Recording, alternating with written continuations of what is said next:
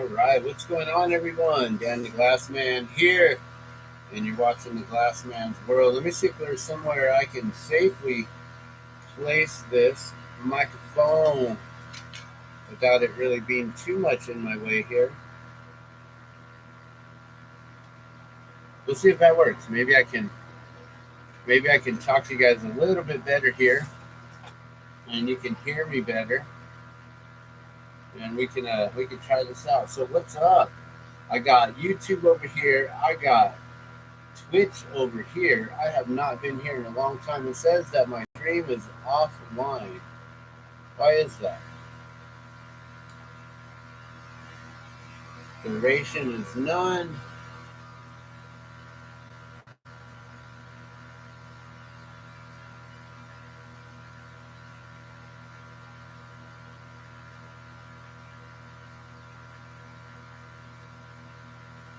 Am I supposed to change something here? Like, stream offline. Why am I offline?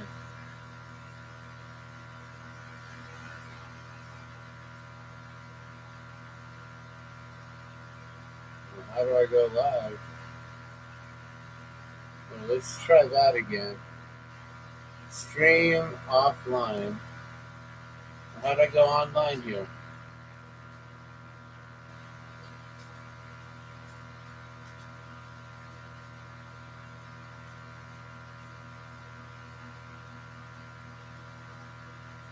Here we go.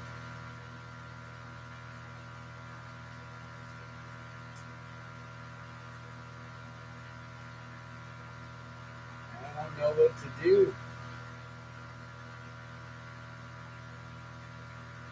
Stream markers. I don't know what that is.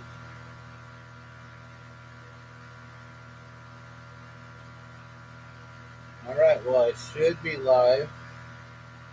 It says my stream is offline over here. Alright, well, at least we're live here. Let me bring this up some. That way you guys can see what's going on. Alright. So it's been a minute. Probably about a whole month since I've blown glass. These things are dusty.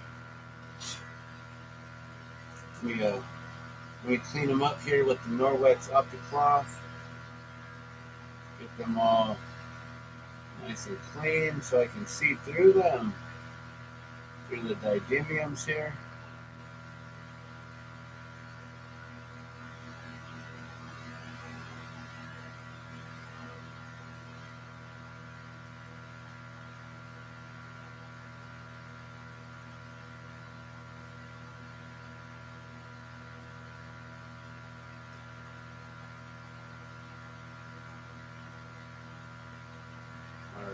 So I don't know what's going on here. It says duration 0. I don't know how I go live here. What can I do? I don't want to hide the chat. Edit stream info? No. How do I go online? Online stream. What's that? Chatting, be right back.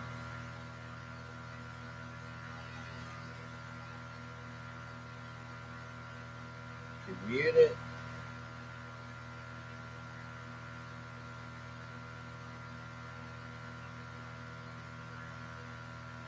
Oh. All right. Okay, sorry about that, guys. So what's up? Dan the Glassman here. Hopefully you can hear me. I believe you can hear me, right? Check. 1, 2, 1, 2. Look, I don't know if this works. Can you hear me? Check 1, 2. Can you hear me? Hey. All right. So I think that this microphone is working. If I cover it up, yeah, I do believe. I don't know. Maybe it's the screen. I really don't know. I hope that it's picking it up. We're going to try this out, guys. So today, we're going to start working on some of these.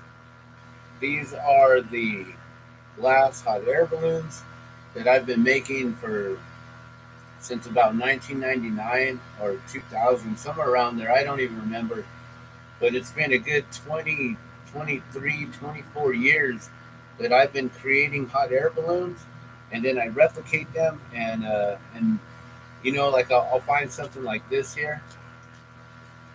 This is a balloon pen. It's never been taken out actually, so I don't want to take it out, but it's a balloon pen, and you can see how it's got like the little stripes, blue and pink. I'm not sure exactly whose. Oh, that's a Dawn Patrol balloon.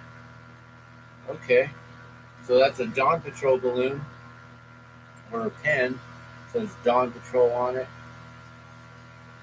So we are going to make some glow-in-the-dark balloons here. I figured we might as well. I got some glow glass here that we can play with. So let me grab that. And we don't have much actually, so we only got like 2 sticks of glow. I need to make sure to get some more here really soon. Actually, in the next month, I'm going to be making a lot of hot air balloons and a lot of different pieces. So this is some of the, I don't know what color that is, kind of like a lipstick red. But these are the glow sticks, guys. So I don't know if you can see that right there. Bam. These glow in the dark. We're going to honey these up and start working. So I got the kiln on. The kiln's at 432 degrees. It started at 74 degrees. I do pay a lot of attention to the flame and the heat and stuff. And, right now we've been following the things going on in Lahaina and Maui and talking about how a lot of those heats, man, for those cars to really incinerate and catch fire like that, they really need a lot of flame and a lot of heat. I don't know what's going on over there, but there's something fishy going on. Let me move this out of the way.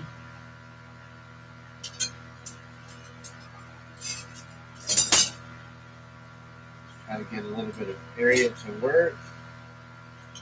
I haven't really cleaned in a while. It's been a long time. I have to clear off some of these rods here so we can make some space.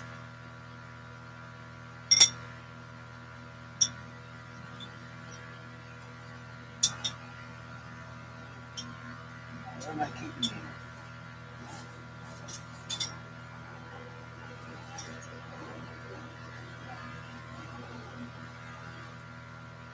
Make sure we got our pot holder there. So we're about to get started today, guys. So one thing that's really exciting about the glass balloons is I got all of my collection of 13 original balloons. Hey, what's going on? I see that Cam Pepin is here. I can't even read that name. But how you doing? I really wish that I could actually make the chat bigger, but that's all right. Maybe I can. No. All right. Well, I will do my best to read those. I wonder if there's a way that I can actually make your comments bigger. So I'm live on YouTube over here, and then we got you guys over here on Twitch TV. This is the first time that I've been live on Twitch TV in like a year. So welcome. I will try to go live a lot more on Twitch TV and do some things. So we're gonna get started here. We're gonna basically replicate this balloon right here. It's a glow-in-the-dark balloon. All the white on it is all glow-in-the-dark, and then it's got a translucent green. So let's see if we can find that green here on the table. That's not it.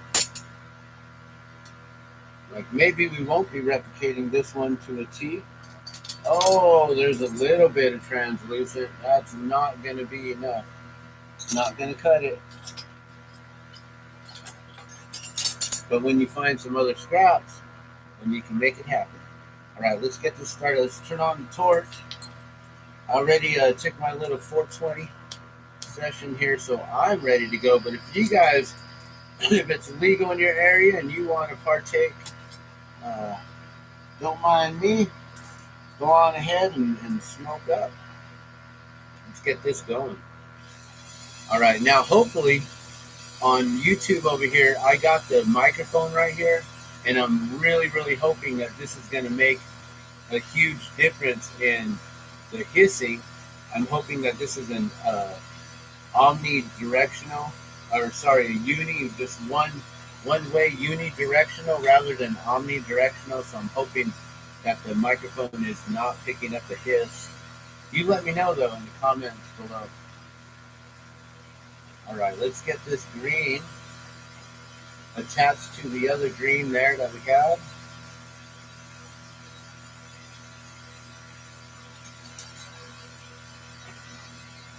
All right, so I don't know if you guys have ever watched Blowing Glass.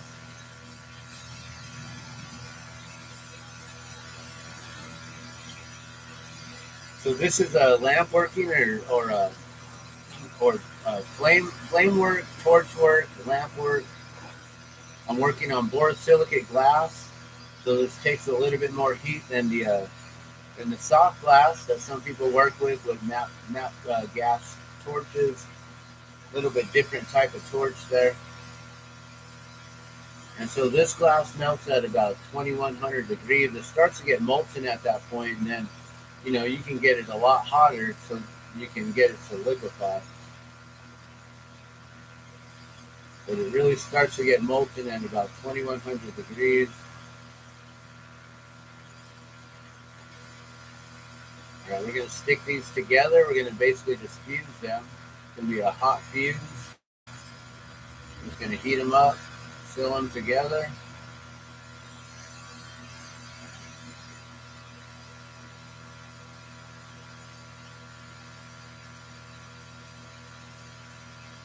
And then you just want to make sure they're nice and straight, And I do know this is a really, really short handle. I'm sure there's some glass blowers out there like, what's he doing? Why is he working with such a little piece of glass? He's like, you mind your business.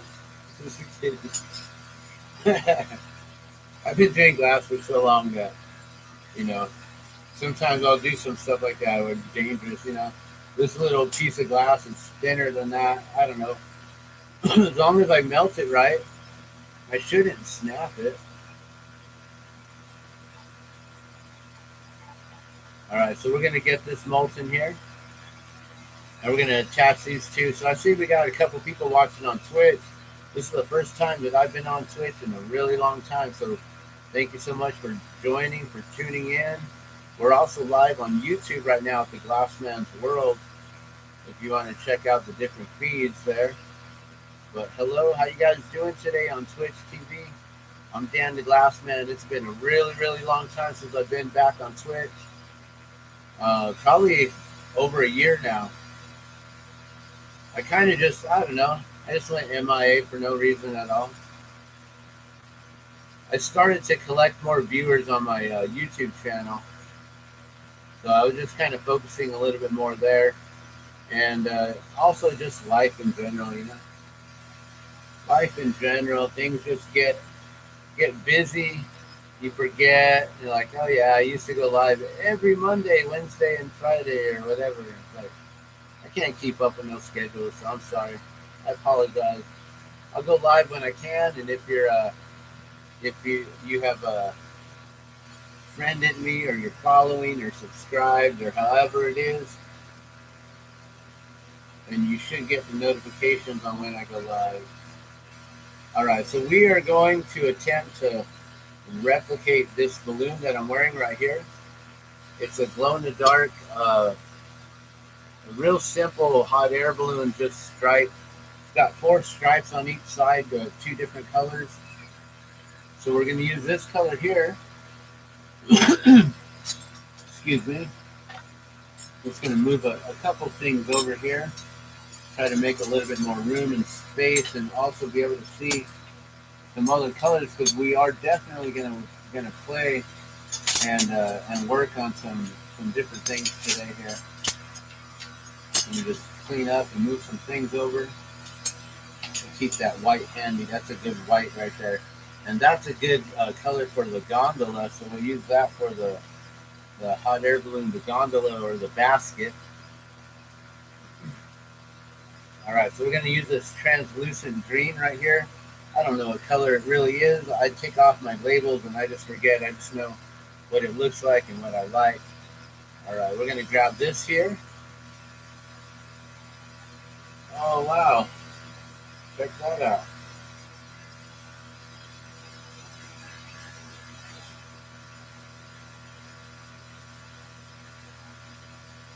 Huh. We already got some colors on there. It's like we can turn that into a hot air balloon. You know, this was actually my wigwag. You know what? We'll save that.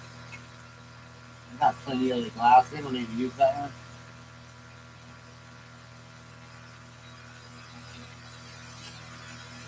I'm just gonna have to cut this rod right here. You know, I'm actually looking. I just said we got plenty of glass, right? Holy, we got two more rods of. I need to order a whole nother case of glass. Oh my god, I didn't realize I'm out. I'm looking around like, do I have another? I don't have any more glass anywhere. Uh-oh. We're going to actually have to start getting some of the scraps and putting them together. Start elongating them. All right, so right now what I'm doing is I'm using the Norwex OptiCloth here. It really helps to get rid of all of the dust, dirt, debris, fingerprints, and things like that. We're going to cut this into thirds. So I'm just going to take a third off of this right now. All right, let's get started here.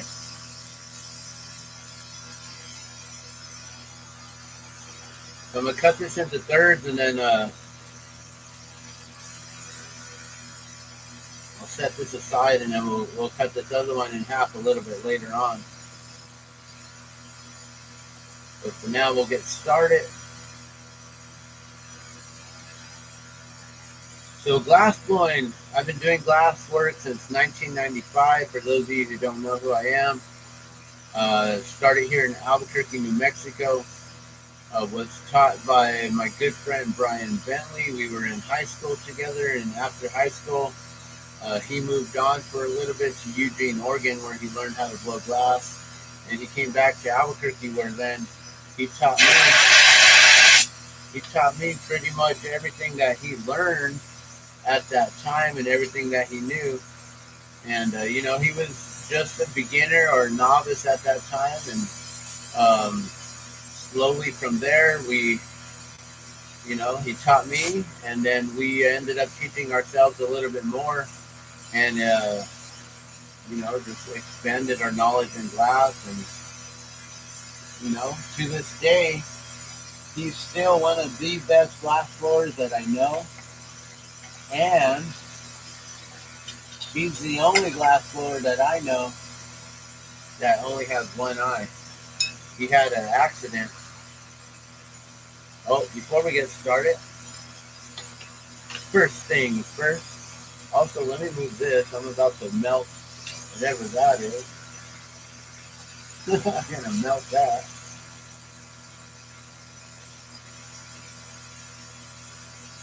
All right, I need to find a little handle, some sort. Here, this will work. All right, that way I can put the glow glass on here. Now the glow glass is really, really touchy, so we're gonna bring this flame down. We're gonna just bring it in a little bit here and there, just like that. That way we don't shock it. We don't want the glass to pop and to crack and break. And I haven't been on the torch in a month, so hopefully I haven't forgotten anything. But I've been doing this for like 28 years. It would be interesting if like, 1 month goes by and I'm like, oh no, I forgot everything that I do.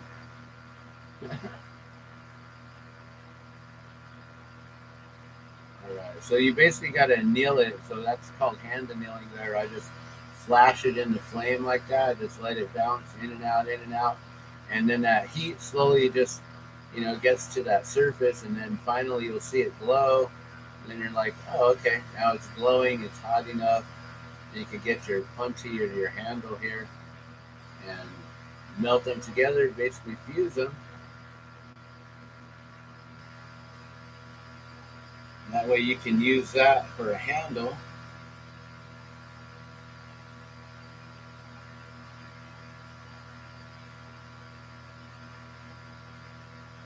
Yeah. And then we're going to heat up this tip on this side now. We're going to pull it a little bit and extend it. Try to round it out some. Which, I don't even know if that's even necessary. I think I can actually pull it with this square. So let me just nail it, and that way we can just get started. We can start adding some color glass to the clear glass. We'll make some things happen.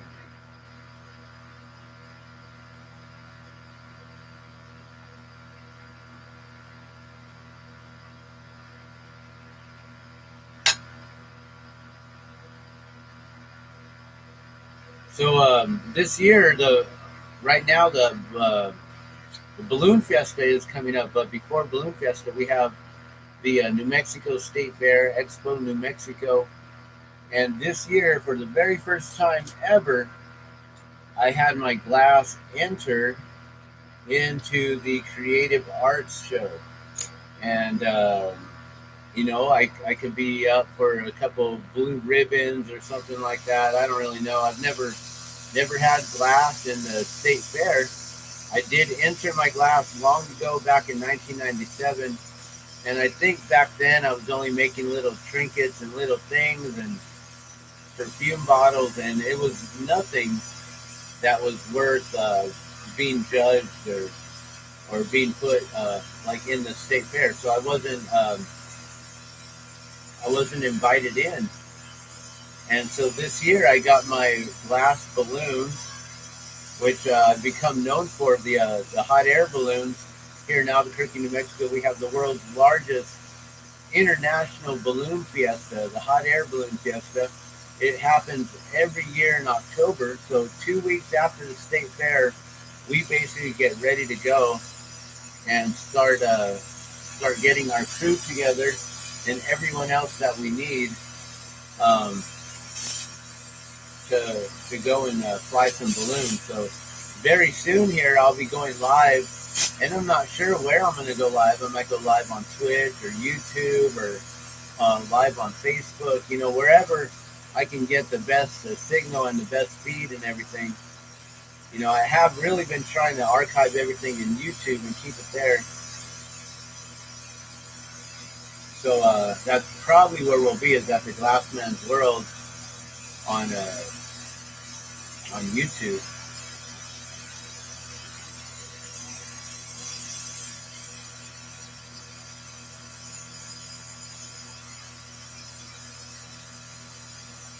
So I crew for a pilot named Rick Jones. His balloon is called Polar Dawn, and we fly during dawn patrol. So I don't know if you guys are aware of hot air balloons and balloon fiesta and all that. But in the morning time, early in the morning before the sun comes up, there's a crew of balloonists that basically get ready to fly before everyone else. And right at about 6 o'clock, we get the okay to fly or not.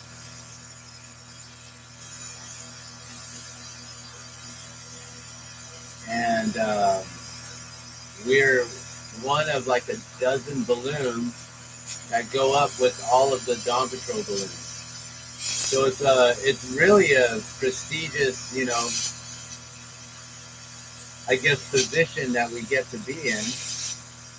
We get to fly before all the other balloons, before mass ascension. Oh, I dropped something. before before so many things, and before all the others, and we get to test out the skies, and we get to see what the wind is like, and the direction and everything. And so all the other balloonists, they get to watch us and see where we go to, and where we're headed, and all that. So Dawn Patrol is a really important aspect of ballooning and balloon fiesta. And so every year I go out there and I crew with Rick Jones. I don't know if it's 10 years this year, but it's very close to 10 years. I don't even remember exactly how long it's truly been. It's quite amazing to think that it's been this long. You know, he remembers my my daughter. She's now 11, and he remembers her when she was, just a baby. He's saying, or when she was young. Maybe she was 1 or 2 or 3 or something like that. When I brought her out to crew with us and to chase the balloons and everything. So it's a lot of fun. And then before I met Rick Jones and crewing with the balloon crew, I've been making these hot air balloons ever since about '99. And I've been getting out there to the balloons. And, a lot of times during the balloon fiesta, I would be set up like maybe in Old Town, and I would be doing live demonstrations, or I would be set up somewhere around the city in Albuquerque, and I'd be giving live demonstrations on my glass, and I would be making hot air balloons, and people would come around and, oh, hey, you think you can make this balloon? Or, hey, you think you can make that balloon? And they'd bring me their hot air balloon cards. We get these trading cards, which I've got. Here, let me finish this line real quick. So we got these trading cards. Oh, there's one right on my torch, right in front here.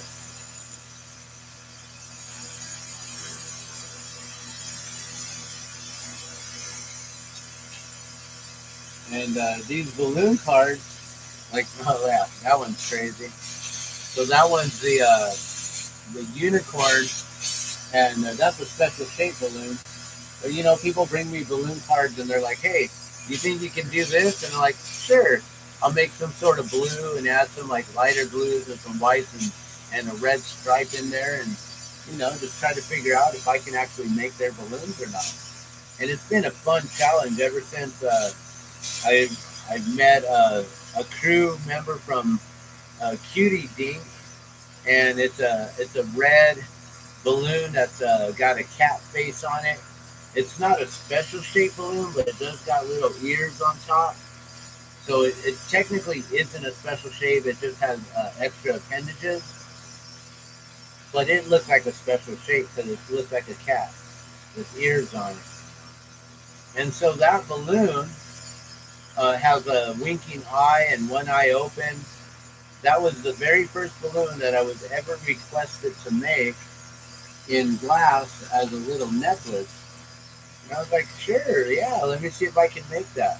It was from a neighbor of mine who at the time, would come by and watch me work and blow glass. I always had the garage open. So, anyone who was driving by, they'd see a flame going or see me working and stuff.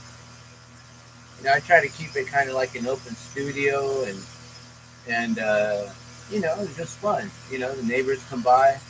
My friend lived across the street. He would just pop in from time to time. He'd know if I was home or not until I'd have the torch going.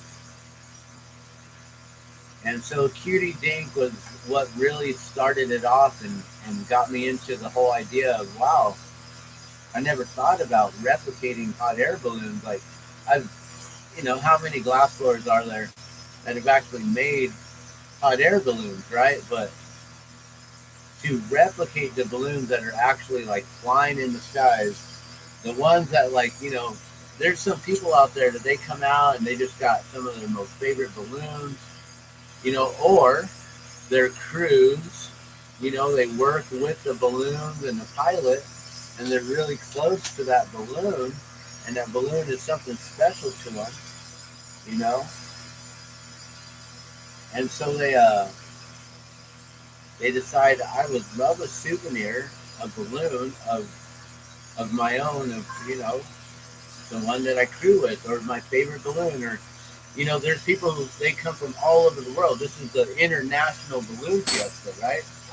So you got to remember, as the International Balloon Fiesta,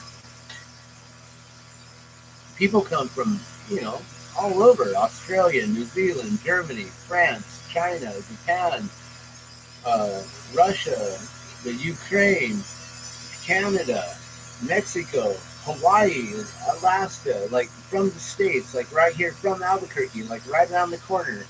They come out, you know, from all over. The International Balloon Fiesta brings in millions of people for like the whole 2 weekends. You know, it's like opening day is Saturday morning. We actually tend to fly on Friday before everything starts. We want to make sure that all of our stuff is good to go. And, you know, the pilot wants to do an equipment check, equipment inspection and everything, and check it all out, make sure everything's good to go. And then sometimes on, like, I think it's either the Thursday before, they do this thing called, maybe it's called Lost Away or something like that. And it's where they bring hot air balloons to the local schools, so you can have your opportunity to go to like a school, watch them inflate, watch them do everything, get it all going, maybe even take off from the school. Or sometimes they'll just inflate and they'll keep it stagnant, like they'll just hold it there. And then, oh yeah, I didn't even think about that. Do I have, okay, cool. No, I didn't even think to check if I had my rods or not. Is this the right rod?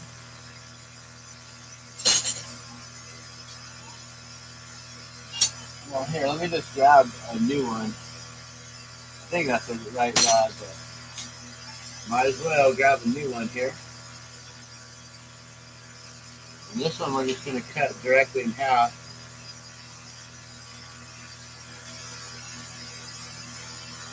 Or as best as we can.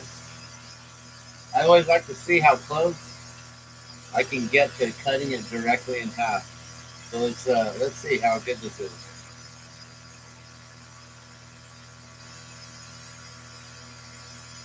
So it's like a 4 foot piece of glass. I'll put it on my lap here. And you can see they do not match up. There's always one shorter than the other. I don't know if you can tell. See that? One shorter than the other there. But yeah, that's hard to do.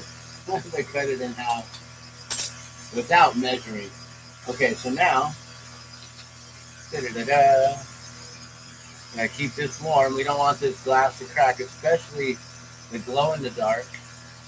You don't want that to crack or anything. You don't want it to cool too much and then put it back in the flame and shock it. But now what I need to do is hook up the loop. So we're going to make the loop for it to hang.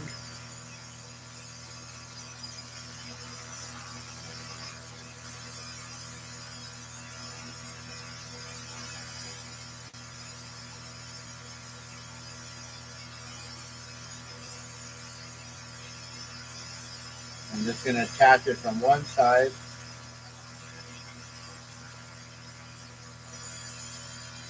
And then we just bring it over to the other. Complete opposite side from one line to the other.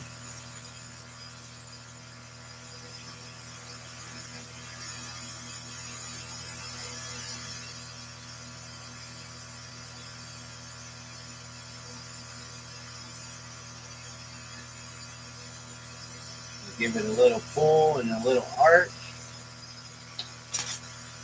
We can get our reamer here and we'll make sure that that side is completely attached to the balloon.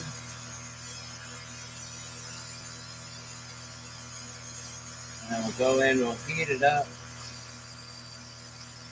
on all sides and really get it all to adhere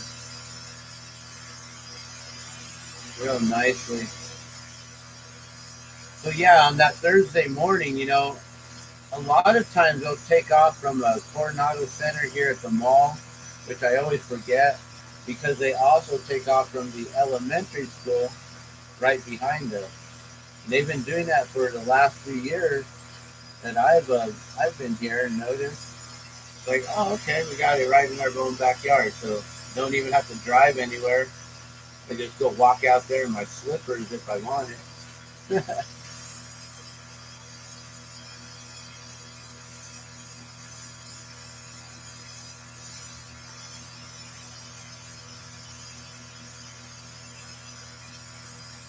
I'm just gonna just work on this loop just a little bit, just to not make it so not too big. You don't want it to stick out too much, and then it takes away. And that's why I make them clear.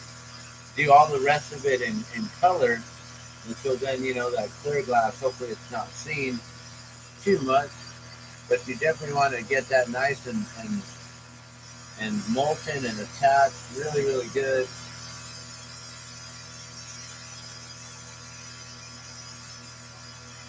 And then the loop or the string that I use is just a 2mm waxed leather cord, right? So just something like that there. I don't know if you guys can see it. A little waxed leather cord there.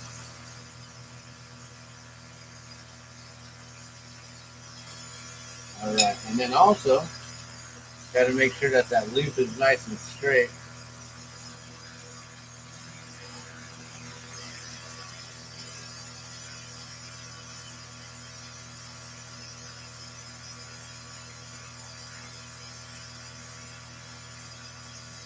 All right. Now we have to remove it from the whole entire rod. So, there's a balloon on there, but now we got to get it off, and then we got to create the gondola and everything. And so I got to make sure that the punchy is nice and clean, because you don't want any kind of, I call it schmeckle.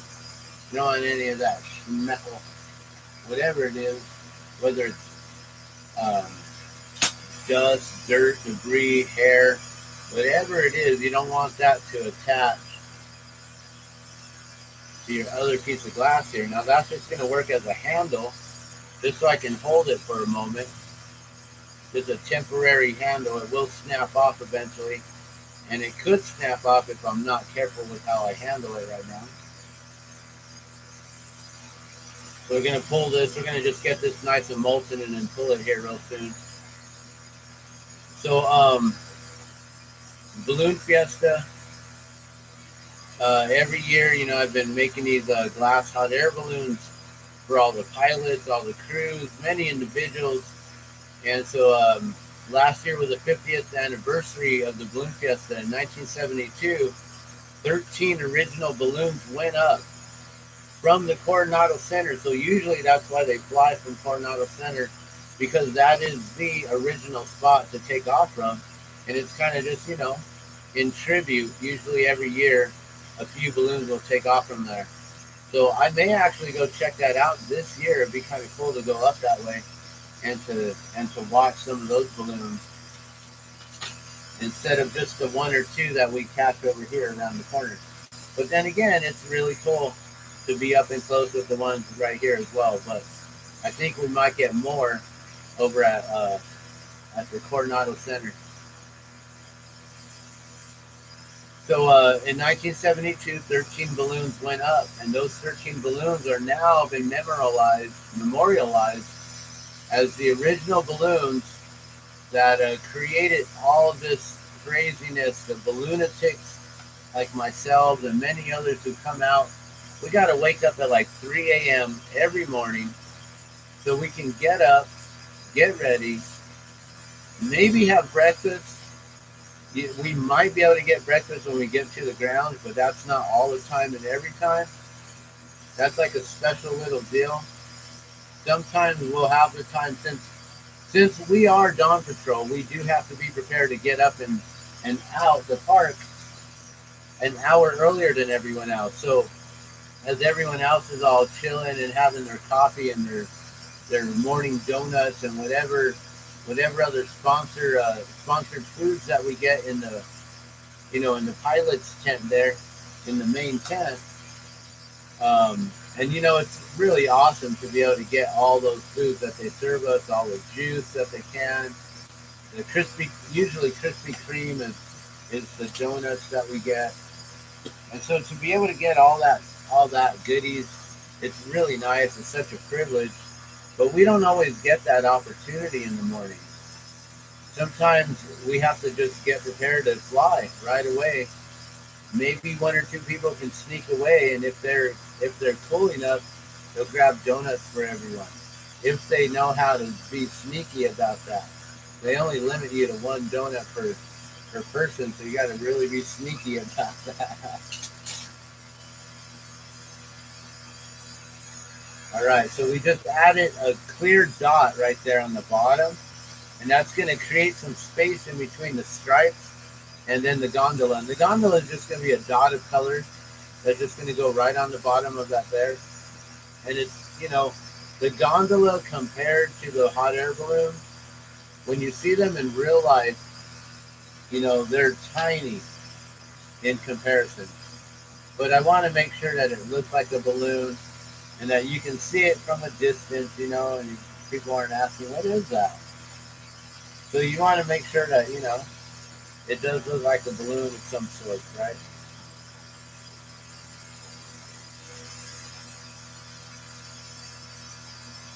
And that's all glow in the dark. So now all I need to do is grab my tweezers here. I'm going to pop it off real carefully and try not to drop it. Sometimes it doesn't get a good grab. Then I'm going to carefully clean up the punching mark on the top of this loop without sinking down the whole entire loop. I don't want to deform the loop. We've already shaped it. Just want to round up just that little top right there. And then that is a finished hot air balloon, guys. I'm not going to get any closer. Don't want to drop it. We're going to drop this now in the kiln.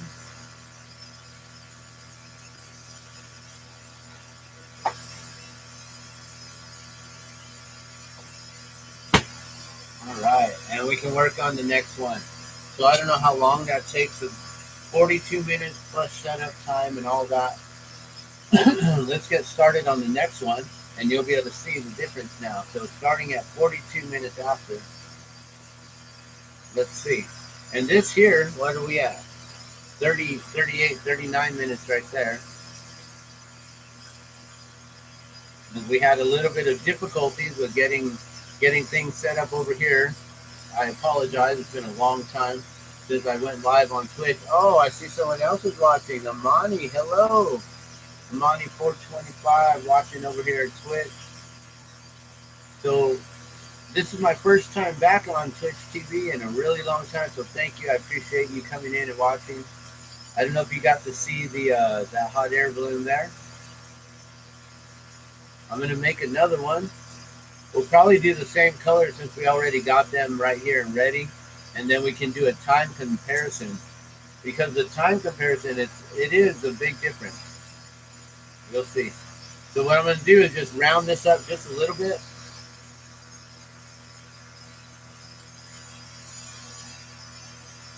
Kind of like making the drop of water. Or we just make like a water drop pendant. Something like that. You make the water drop. The water is life, every drop counts. I'm known for making the water drops, the drop of water. I used to have the dropofwater.com. I messed up. I allowed it to slip away from me, guys. And I now have to try to get it again. But I think it belongs to the Chinese. They stole it. Like, dang it. That's two things. It stole my original glass drip tips designed for electronic cigarettes. I created those back in 2010, and China stole that. And now they stole the dropofwater.com. Are you kidding me? Is China out after me? Like, what's up? You guys know who I am? That's cool. I've been sending my glass around the world for a really long time.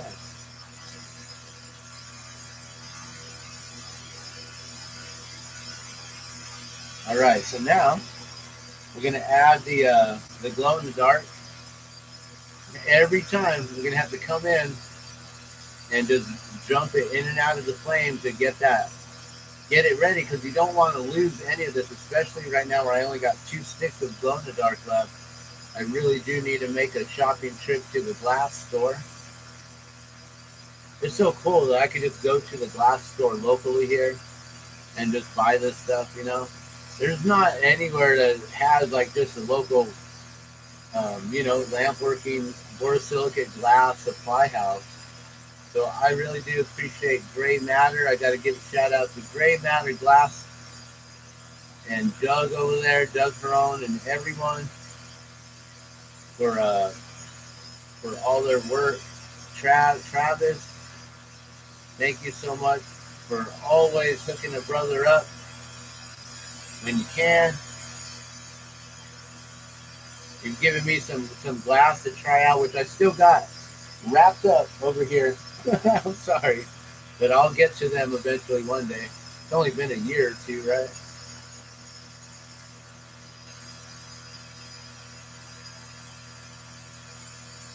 But yeah, I really appreciate Gray Matter Glass for being here, local glass house for all of us glass artists here in the Albuquerque area. You know, there's probably people who come all the way down from like Taos, from Santa Fe, just to get their supply. Well, actually, there may be a glass house in Santa Fe. I remember Nappy Glass was up there, and he had a little supply and color and stuff. So there might be a glass house in Santa Fe. But I'm sure people come up from like Berlin and all kinds of different places. You know, this isn't something that you can just go shopping anywhere. Like, oh yeah, let me just go pick up some glass at the corner store. Go to Walmart. Everyone goes shopping at Walmart. You can't get this at Walmart, that's for sure.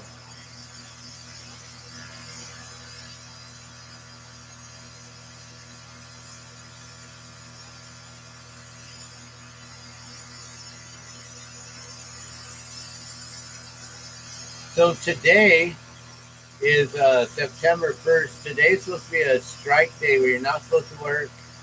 You're not supposed to be making any money. You're not supposed to be buying anything, purchasing anything.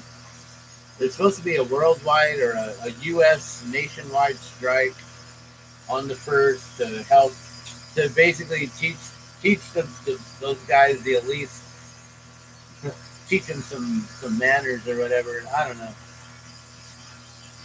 But I'm working because this isn't really work but play. I'm playing with fire.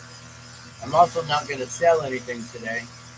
And I don't plan on purchasing anything today. I'm not going out anywhere. You know, unless, my wife decides that she needs something from the corner store. But other than that, I think we got the food we need for the day. We got the water that we need. So yeah, we good.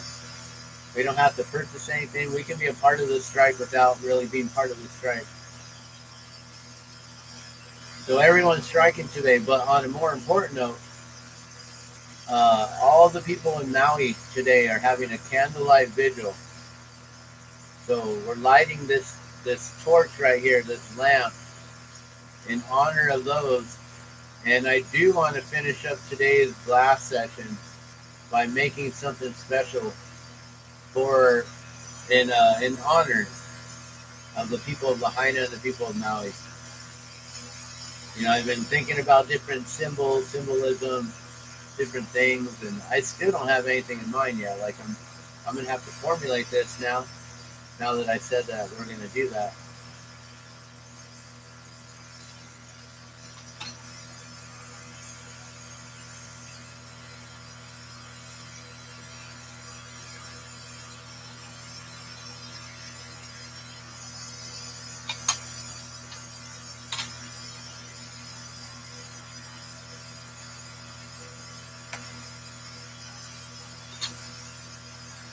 All right. So what I do is I kind of like compress it down so that way it can really like bulb out on that top and have all those lines in there. And you can then really see, and let me show you guys and let me show you guys, you can really see how it bubbles out. You see that? So that's what it looks like from the top.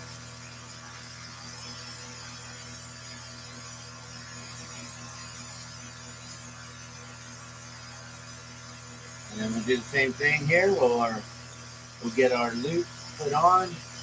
And as you can see now, from that 42 minutes in or whatever, this is only 8 minutes from there. And we're almost done.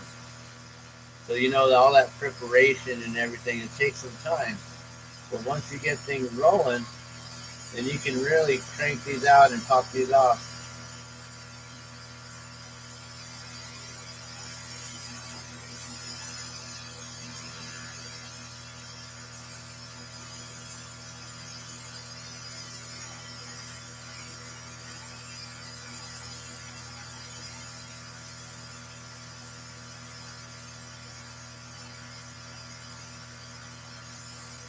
I'm just going to stretch it and pull it, and we don't want it to be too thick.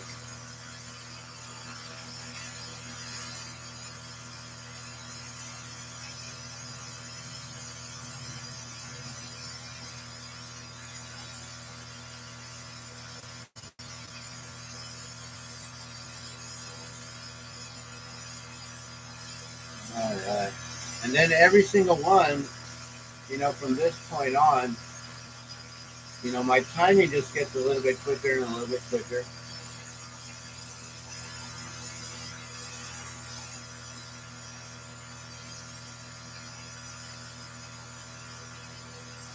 I just get a little bit more proficient every time. And they start to just get, mass produced like a production line. Basically a one-man production line right there.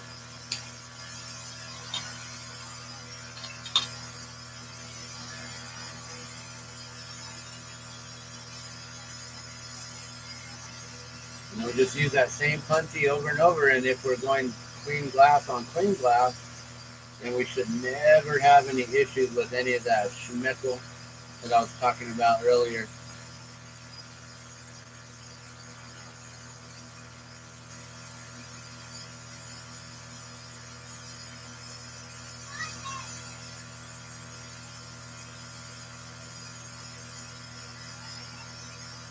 So I don't know who's all watching. I'm trying to see, but it's really hard. I really need to get glasses. Like, all right, we got a couple viewers over here on Twitch, and I'm not sure if anyone has popped into YouTube yet. And that's really interesting that I have no one joining me here on Twitch or on YouTube, even though I shared it out. And most people like to come and watch me blow glass live.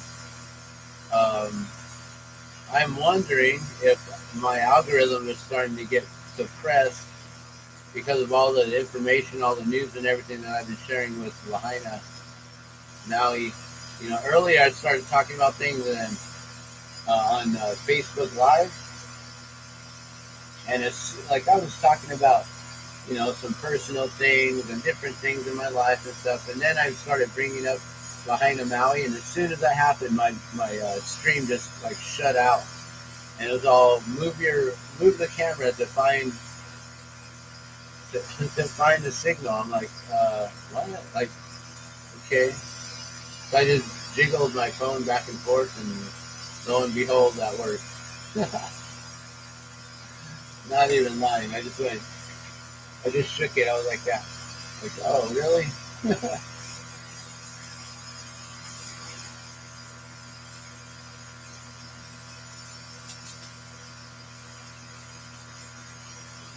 I have to hide that part.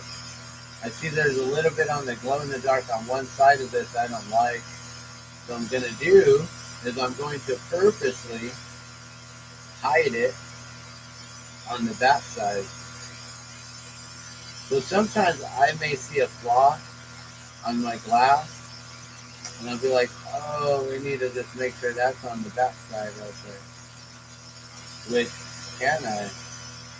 Can I even now? I think I already placed the loop. There's no way. It's already done. What's done is done. Alright, so right now I'm just cleaning up the bottom of the balloon. So I can put a little dot of clear.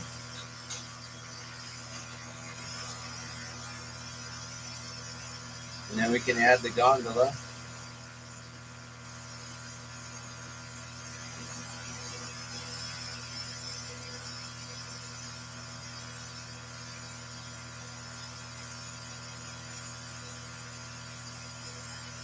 And I could add a skirt to these, meaning that on the bottom of the envelope, on the bottom of the actual balloon where the design is, that's known as the envelope.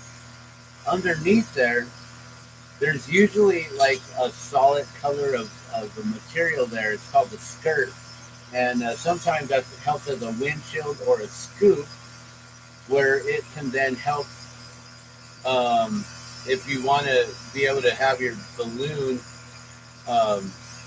like when you're inflating, you can have the scoop down and it helps to inflate. And I don't know, there's different tricks. Like the pilots know all them cool little things. I just do what I need to do to help out with inflating the balloon. A lot of times I'll be on the mouth of the balloon, which is the opening, where we hold it open and then I'm gonna make that basket a little bit bigger. I'm gonna add a little bit more color to it.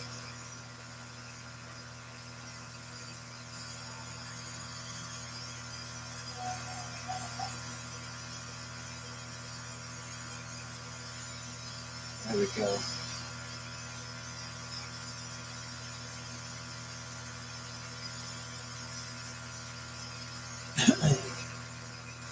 So yeah, so there's a scoop or a skirt that they have on the balloons, and so I could even add a little flame inside that little bit of clear glass that I add on there, and that becomes kind of crazy too when I start doing little detail work like that.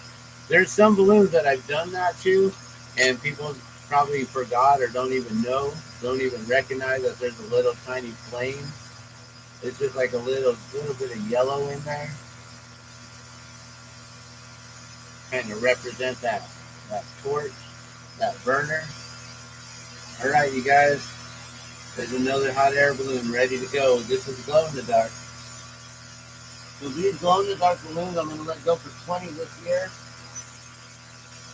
I figure, being that I'm the only one who really does this and I'm exclusive with what I do, I should ask a little bit more for them, and then for the really, really customized ones and things, those ones are going to be going up probably closer to, from $40 to $100, depending on all the color, all the detail that I put in, and then some. Yes, some of them are so simple, like this balloon pin here, that I could probably still replicate that for only $20 or so, $30. So that's what my plan is for glass balloons. You can find glass balloons on Facebook, facebook.com/glass balloons, I believe, or glass hot air balloons. Sorry, I don't really remember now.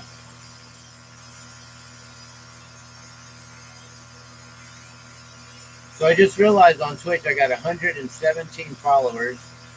I'm at 700 and, as of earlier, I think it was like 730 something, almost 737. Ooh, what a good number. I wonder, can I see on my live stream here? No, I don't see how many subscribers I have. But if you are on YouTube at The Glassman's World, please go on ahead and subscribe. Make sure you hit those like buttons. Hit that bell notification to make sure you get all notifications. All you got to do is click subscribe, and then you'll see a bell, little signal, little icon. Click on the bell. It'll give you 3 options for, I think it's like personalized notifications, all notifications, or something like that. No notifications, maybe. Don't press no. So press all notifications on that bell. Hit that like button. Be sure to subscribe. That way you can get all the notifications whenever I decide to go live on a whim, like I just did right now. No notice, no anything. Although I did say this morning on my live stream on Facebook that I was planning on going live, get back on the torch today, and make a little bit of glass.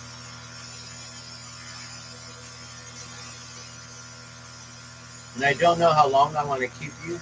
This has been an hour-long stream right now.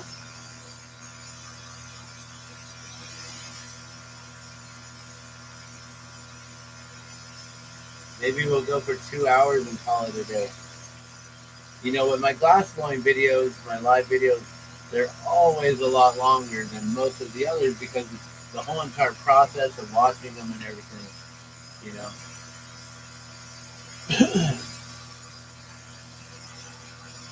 All right, should I make these in 3s or should I go 4s? I do like the Sacred 4. I do like Lucky 3s. I'm not really sure. I also like making them in 5s and more. Because when you have like 5 of the same thing and you're selling stuff, people tend to look at that more and they buy those items more. If you only got 1 or 2 items and they're like some of your best items, still, people will be like, like they don't really shop as much. It's an interesting thing that I've noticed over the years, you know, after vending for so long.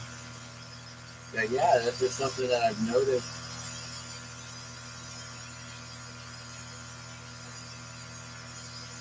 So it's always good to have a really good inventory. And then always re-up that inventory before you make it to 0. Which for me is hard. So I'm always the one having to make all this stuff and having to actually manufacture it and recreate it all. And a lot of times I will sell out on things and then have to try to figure out how I'm going to make more. Like, you know, for Balloon Fiesta, I'll have some generic balloons on me and I'll sell them till they're gone.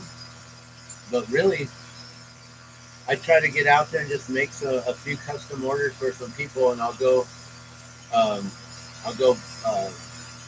do some crewing for the morning, get home, jump on the torch, and work, and then do whatever I need to do during the day, and then get to bed as early as I can. It's hard to go to bed sometimes. Sometimes I'll just stay up all night.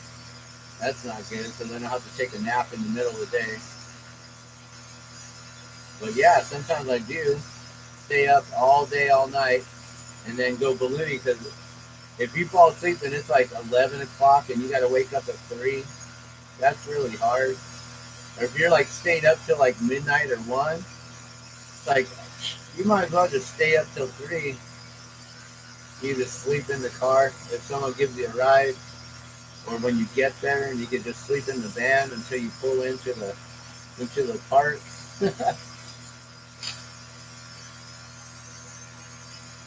But yeah, you become a balloonatic, you know, when you start doing this stuff for the whole week, for like all 10 days, plus the extra days, like Thursdays before everything happens, at the, like, you know, the mall and at the school. Friday, sometimes we get onto the field and fly just to get an extra day in. If the weather's good and we got enough crew to come out and chase and to help set up and tear down, then yeah, Rick loves to fly as often as he can, and that gives us an extra opportunity to get our own flights in. So not only does he fly and we help him fly, but he has enough room for 1 passenger, and he likes to offer that to his crew, to his most worthy, most loyal crew members, those who we know they're going to be there throughout the whole week. They've been there for many, many years, several years. And so he makes sure that he gets us a free flight in. And You're talking about flying from the world's largest balloon fiesta, the Albuquerque International Balloon Fiesta, where people will pay upwards of $300 to $500 per ticket to get in a gondola with like a dozen other people on a big balloon that is crazy that they can even get that thing up in the air. And you're flying with like all these other strangers. They got all this, the lockdown, this stuff created, like, they had to make plastic barriers in between the passengers. So now it's like you got to look through plexiglass instead of being out in the open air and stuff, and it's just really strange. But people still pay $300 to $500 to be able to take off from within the balloon fiesta with all the other balloons. And that does not guarantee that you're going to get an hour or two flight. That just guarantees that you get in the gondola and you get to take off from the park. You may actually just fly right over the park, right into the parking lot, and land right there, and your time is done. $300 to $500. Thank you, ma'am. Thank you, sir. It's been nice doing business with you. And so that's the comparison right there. Is we get to have a $300 to $500 flight essentially, except this isn't with a dozen people. This is a private flight, so you're talking probably more like $600 to $1,000 per person to be able to do something like this, so exclusive, where it's just you and the pilot. There is no room for a third person. Like if I wanted to bring my child to come with me, I couldn't. My child would probably have to go alone, I think. Although we both are pretty light, and he's taken some pretty big guys that would probably outweigh both me and my daughter still together. So, but a guaranteed a heavier gondola, heavier load is going to create a shorter flight probably. You'll burn through the propane a lot quicker, so it'll definitely be a shorter burn time for sure. So yeah, those are some of the cool things about Balloon Fiesta and everything. And then being able to just go in there and make these balloons for all the different individuals, and then I get to meet people that I didn't think I'd ever get to meet. Like the commissioner, Sid Cutter's wife. The person who started all the balloon fiestas in '72. Meeting his wife, meeting the youngest balloon pilot ever in history, in recorded history. He's now like a grown man, but when he took flight, he was the youngest solo pilot ever. To be able to meet these individuals and be able to share story, have breakfast, have a donut with them, eat some waffles with them, have a breakfast burrito, green chili stew. I'm trying to think of all the other foods that they give us while we're there. It's just so fun. The experience is amazing. If you've never been to the Albuquerque Balloon Fiesta, a lot of locals, they don't go because they're like, oh, well, we see the balloons every year. They're all over right here. If you've never been inside the field and actually experienced the Balloon Fiesta from the ground, that's a whole different experience. Because then you're a part of all of it. Then you know what's really going on. You understand what's happening with all the different competitions. And, a lot of balloonists will fly out of the park, and then they have to fly back into the park. You got to fly like, I don't know what it is, 5 miles out or something like that, and then fly back in.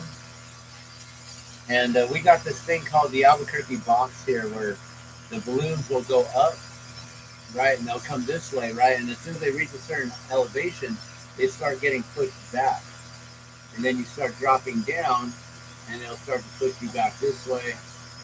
And then you can just keep going in the box. They call it the Albuquerque box. And so, they utilize this phenomenon of basically it's a thermos, the hot and the cold, and the different pressure systems and the different altitude and everything. And they utilize that in order to basically steer the balloon. Like there's no steering wheel. on the balloon. So you have to know, okay, you got to go left or right, and then you got to prepare to fly. Like, okay, well, we got to go west again, so you got to get all the way up at like 10,000 feet or whatever, in order to then drop down to then start moving one way to again get back to the other spot. It's amazing what these pilots can do and how they can control their balloons with just the wind currents of Mother Nature, of God. It's such a beautiful thing. So that's why I say, like, if you've never experienced it, like from the ground, you got to do that if you're local. And if you've never experienced like crewing with the balloon crew and being up close and personal, well, there's individuals like our crew. We're pretty open to having some extremely competent individuals who can listen to and follow instructions quite easily. And there's a lot of opportunity to help with just even crowd control. Like, we'll even get the crowds that are there to help us and just form a line and say, hey, you got the best seat in town. Make sure no one steps in front of you, please. You guys just lock arm in arm right here if you need to. You got the best seat in town. You got the best seat in town. And you let them know that, and they'll hold their ground. Like, no, I'm in the front. You can't cut in front of me. So then we can create a human barrier that way, and that's really cool. And then we have our kids come out from time to time, and they help us with the balloon, crowd control. Sometimes we'll put out Christmas lights that are they basically help create like a flight track.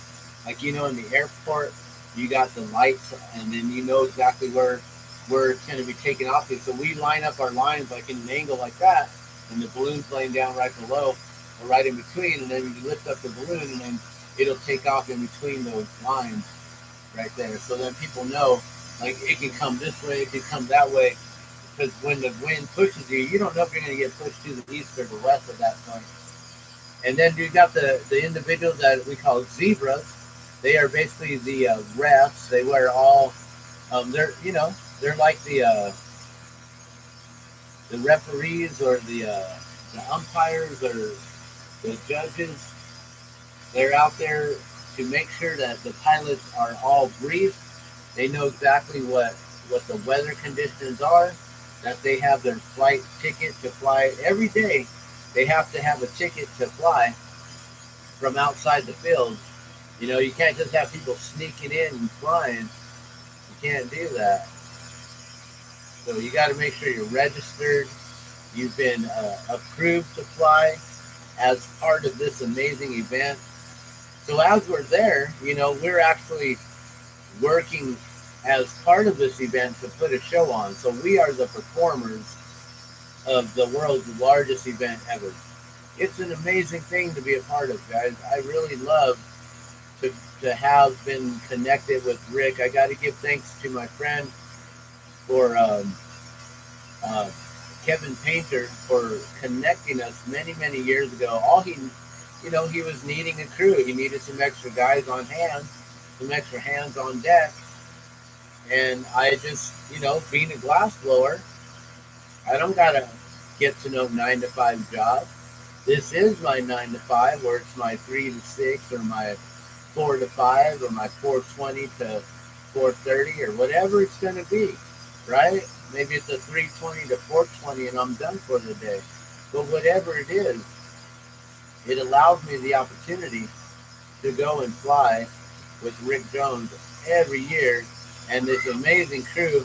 We have a good time. We're up at 5 in the morning. We're like throwing on music, having a disco dance party with laser lights and all kinds of cool stuff. It's a lot of fun. It is a lot of fun. And we got to be careful with them laser lights, especially them green ones, because apparently they can do damage to the gondolas and the balloons. They have a laser light show that they display, or that they did last year with the drones. Or no, sorry, they had a laser light show. They had a drone show last year, but they've had lasers before. And I think they cut out the lasers, so the pilots are like, yo, That's not good for our balloons. That's quite a danger. Cutting out on the lifespan of the hot air balloon. So they got rid of the laser light shows, and now we got drones. So right after the drone show in the morning, that's when we go up. So if you guys wake up early in the morning, you can catch the Albuquerque Balloon Fiesta. Get on YouTube and follow the Albuquerque Balloon Fiesta page or whatever international balloon fiesta. I'm sure there's probably like a bunch of different ones, a lot of different people who are utilizing that in order to get views and get famous and stuff. It's one of the biggest, most photographed events and place in history on the planet. Besides Meow Wolf, I guess Meow Wolf is putting in some really big competition for Balloon Fiesta as far as the most photographed event in history. And that's pretty cool. So they're both from here. Meow Wolf from Santa Fe, New Mexico, and then we got the Albuquerque International Balloon Fiesta. We have the most photographed events ever in history. That's awesome, right?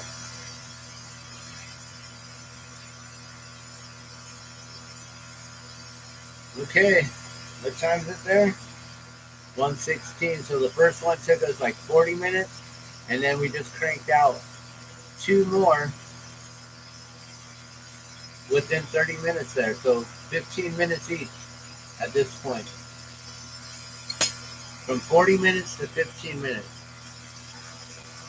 So now at $20 each, we gotta never forget about the time that it took me to get to this point where I can make them this fast. The experience, the 28 years that I put into this, investing my time, my love, my energy into glass balloons and learning the history of ballooning and all this stuff and being able to get onto the field and all these things, $20 every 15 minutes, $80 an hour. That pays for the material, that pays for the time and energy it took to get to this point. That pays for the notoriety of being the only individual in the world who replicates balloons this small. It's a beautiful thing.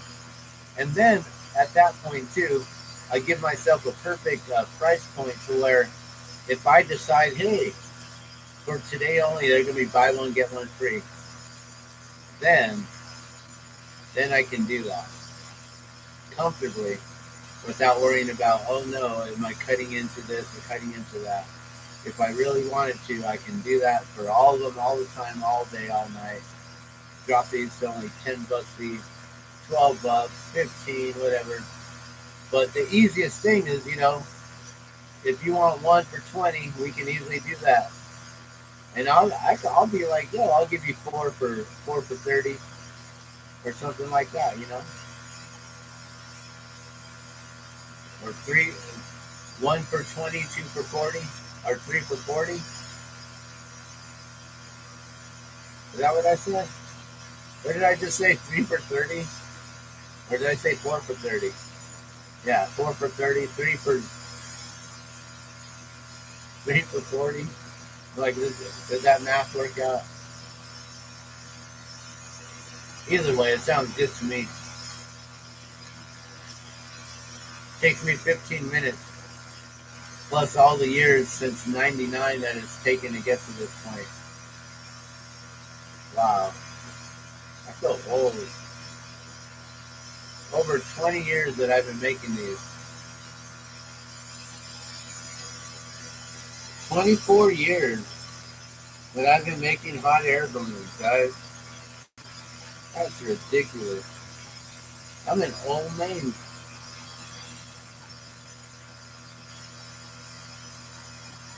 All right. I think I'm just going to do 4. This might be the last one on this this color here, because the glow in the dark is going to be gone soon. Now these glow ones, yeah, they're $20 each, but I can make the other regular color ones for 15. That's the beauty of it, is I can change things up, and I can create my own prices and be able to make my own sales. I can hook a brother up. We do family deals, family pricing, friend pricing. I can do bulk pricing too, actually. You know, if anyone is interested in reselling this, you know, we can work out a deal.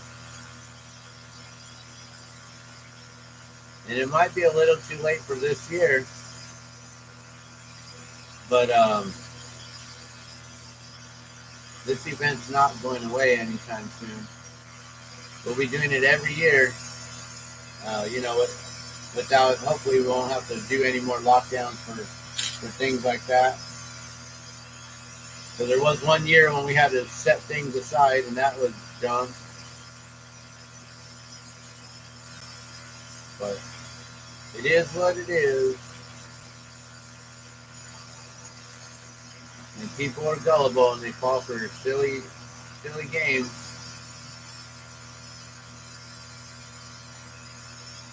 Stupid human tricks.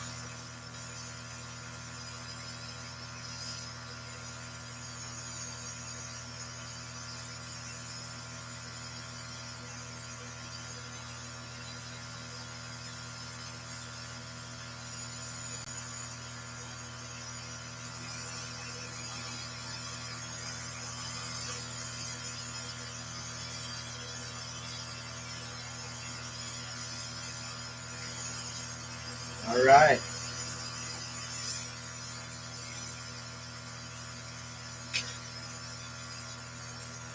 So this will be the last green glow. I have one more stick of glow, and I was thinking about doing some blue ones. You know, I love blue, I love green. Those are the colors I work with.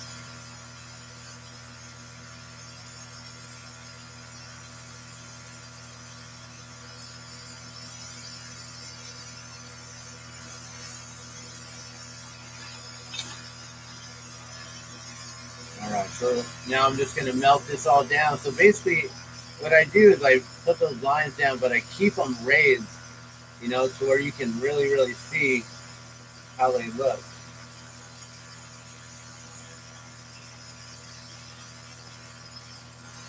And that way, you know, it really gives that resemblance of the hot air balloon.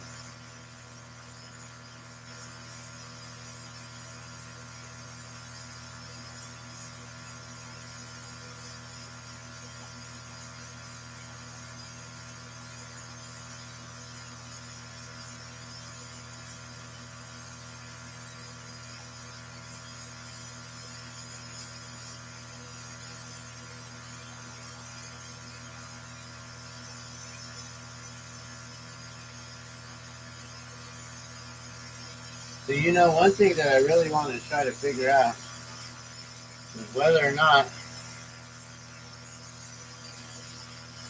well, does this work? We're going to try this on this one first.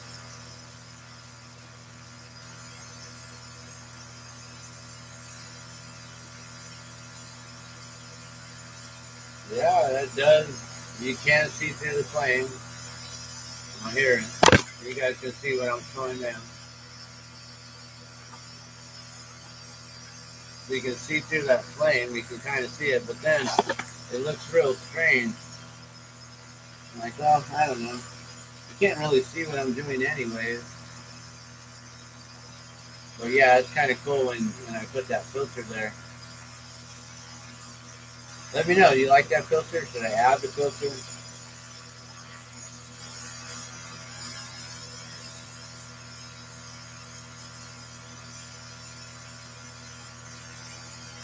So right now I'm just melting them down, so all the colored lines that I laid down, that those all get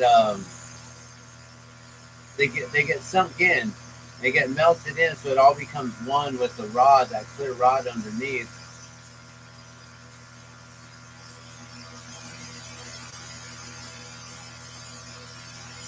And then I think after this one, we're gonna stop on the balloons for the day, and let's see if I can just make something just from the heart to honor Lahaina, to honor Maui, to honor the individuals there.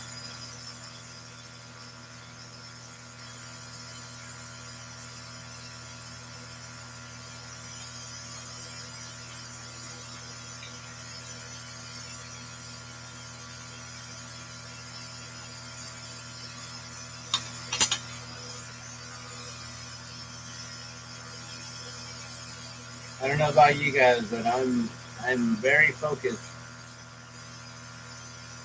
I'm not laser focused, as our president would say. Why would you use that terminology when you know that that's what the people are saying? Laser focused on Lahaina, huh? Laser focused on the people of Maui. Wow. On the people of Maui. He said laser focused I don't know how many times. But I am focused daily on what's going on out there and trying to keep track of it all, trying to share all that information out with all of you. I really do pray that you'll share it as well. You know, I'm trying to get it out there, and I could use some help on sharing out whatever information that we come across. Because it will help out individuals to be able to make their own decisions. If we give them all the information that's out there, then they can choose on what they want to believe is truth for themselves or not. I think that's the best thing and the best way.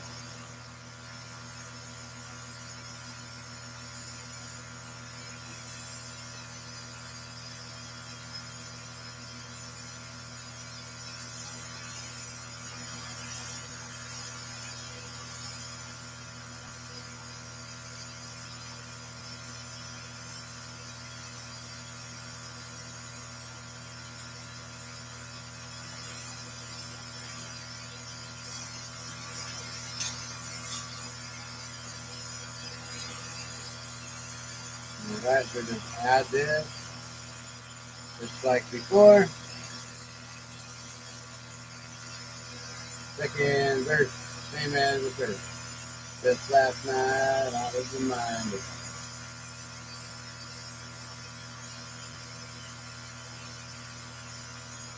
Just how bad it had got me. Just how sick I had to go. Some Violent Femmes.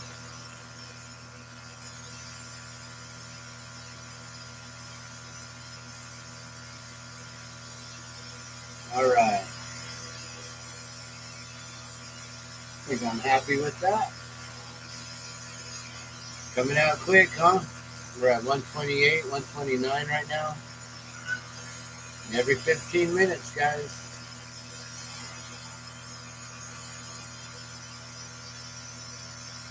So if I can crank out these generic ones every 15 minutes with the glow,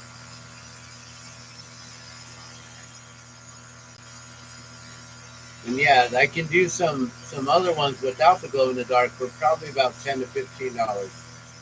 But these glow ones, these are $20, and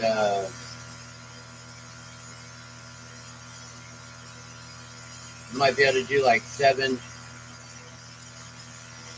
for 100 or something like that. You get a good offer out there.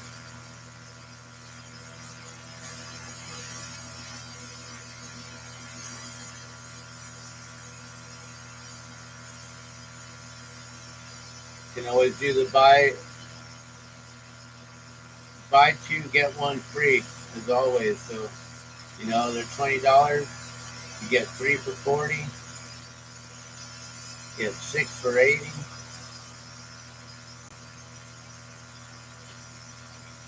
So then adding that extra one will be 7 for 100, right? So Could probably do 8 for 100.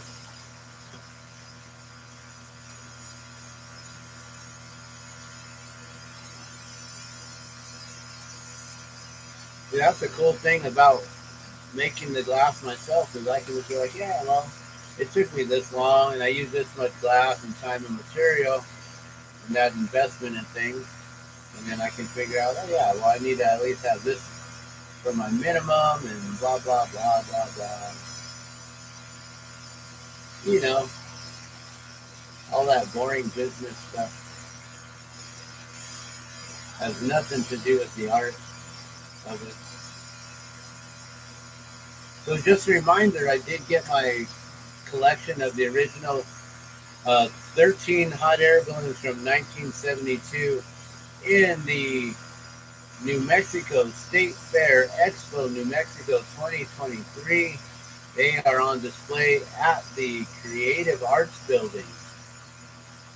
And they will be there until, I believe, the 19th of September. And it's an honor to have my glass there and to have it be viewed by so many people. I'm looking forward to it. I would like to actually go there. I'd love to be able to go there on a daily, but I can't afford it and I can't be away from my family that much. But I would love to be able to go over there and check it out, to see people's reaction when they see it. And also, I'm not sure if we are able to do like a meet the artist, like a meet and greet. So that'd be cool if I could just, be there and tell them about the balloons and stuff. Without trying to sell it, but really just talking about it and how my whole story and how I got inspired to making them with the cutie pink balloon and how that just moved on from, oh, well, let me see, can I do this balloon and can I do this balloon? And then getting orders for balloons and then really getting the challenges like, oh, can I actually do their balloon or not? Like, I don't want to offend them if it doesn't come out proper, Like, if the pilot asks me to make their balloon, and they're the ones who designed their balloon to begin with, you really want to do the best you can to make it as decent as possible, right? There you go. There's the last one for the day. Pop that in the kiln. Kiln's hot. It's got to be at least 900 degrees, if not more. It says 935, 36, and 937. Lucky number 37. All right. So I'm going to take a quick little break here. I don't want to get in trouble or nothing. I'm going to go off camera a little bit. And I'm going to grab this big tube of glass right here.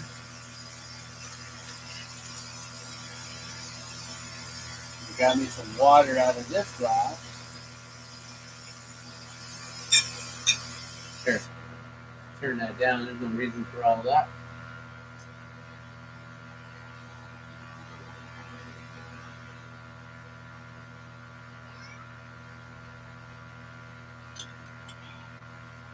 Man, water tastes so good. After you've been blowing glass for a while like that, you get all parched. All right. Let me clear my throat. What is it? My car. Oh. Yeah, I hit it from my phone. Alright, so I'm gonna do a quick little 420. It's 2:30 right now, yeah, I know. I'm not dyslexic or nothing. I'm gonna have myself a little 420.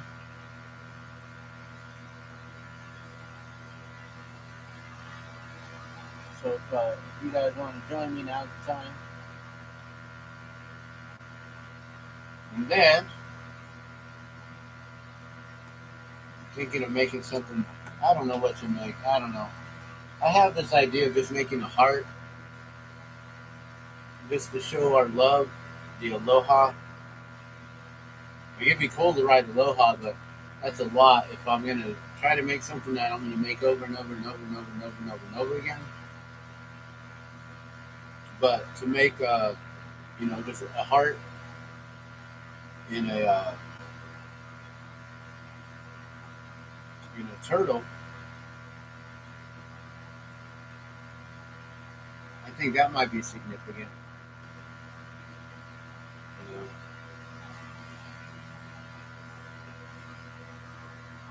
having the original color of the Kanaka Maori flag, that could be really good. Was it red, gold, and green? Give me one moment.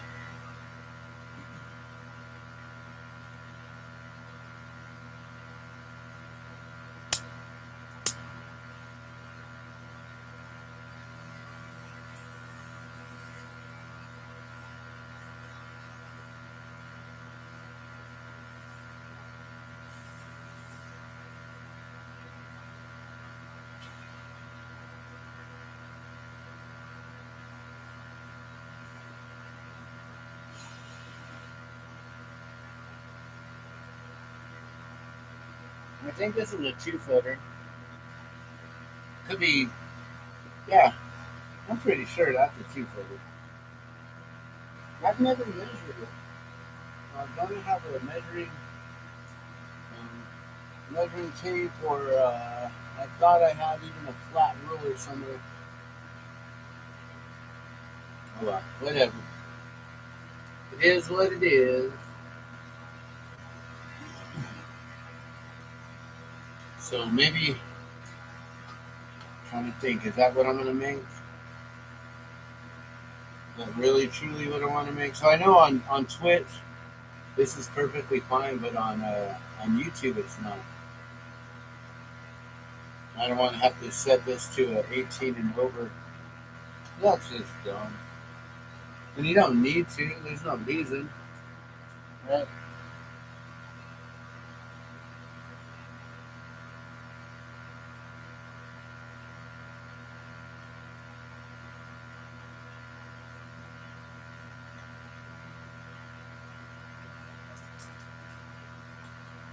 Okay.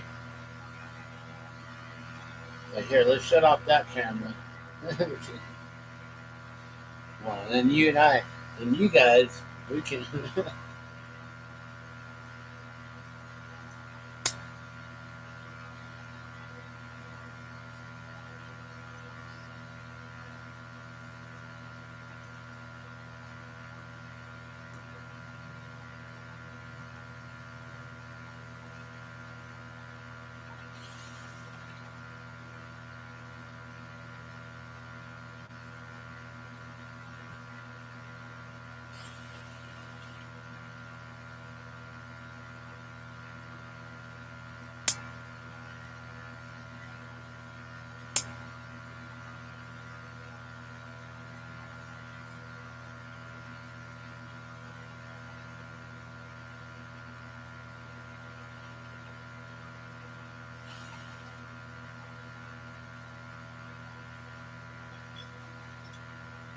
Okay, let's get back to work.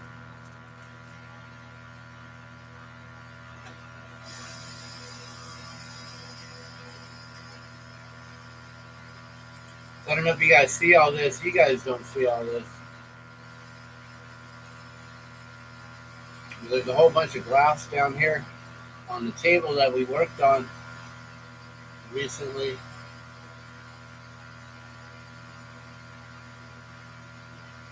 A lot of mushrooms, some clear drops, and then I think I did a demonstration on how to make these little spirals. I don't know if you can see that spiral.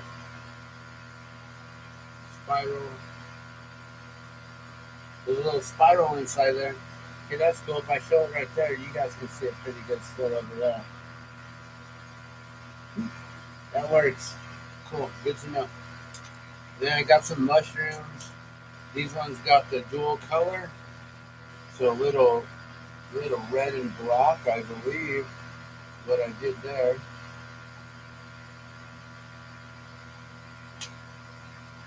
All right.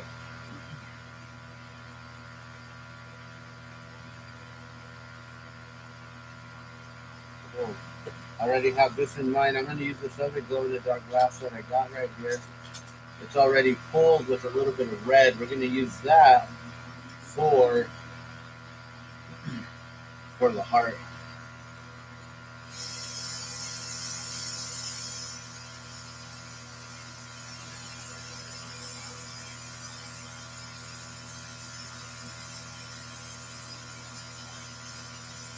You know, another thing is I don't know what color that I really want to use.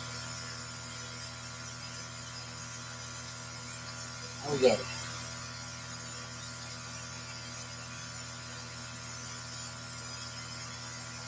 Got some of that color over there. I don't think I've tried this color yet. This might be a silver stripe.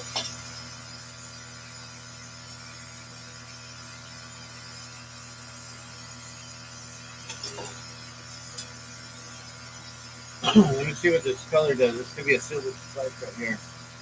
This could be the color that I want. I don't know.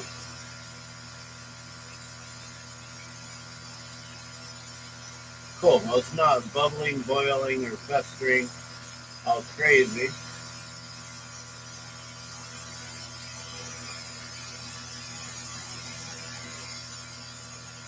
You see it get that dark. That might be an amber purple, actually. Some kind of an amber and purple. That's not a silver stripe.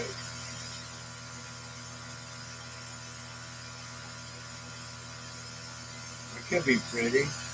I don't have a, I was hoping for like a butterscotch or a caramel.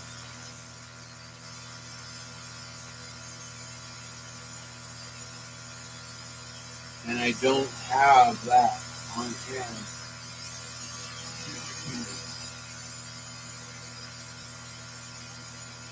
Yeah, I need to get myself some butterscotch and caramel. I can't believe that. Some of the most used colors that I normally get, I did not re-up.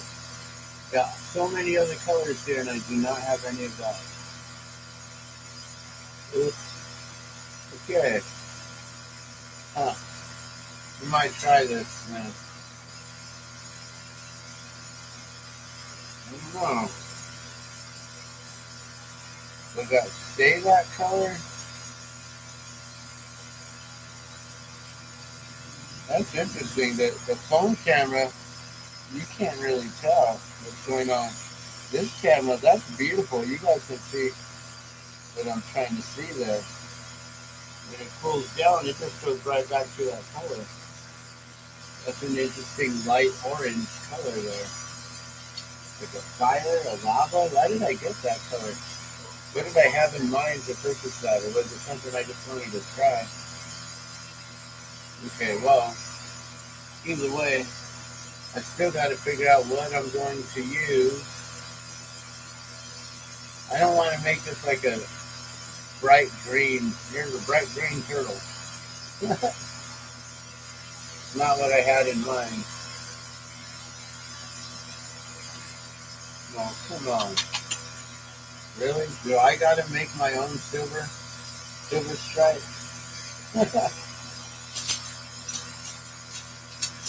What's this? Oh, maybe I'll just use this. Double Mai Tai. Mai Tai. Sure. Let's go with it. Whatever.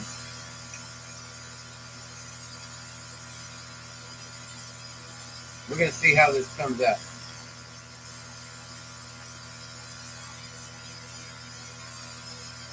Okay, so I need to actually move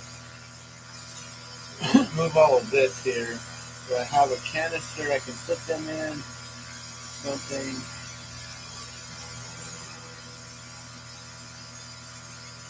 Got to move all of these mushroom pendants.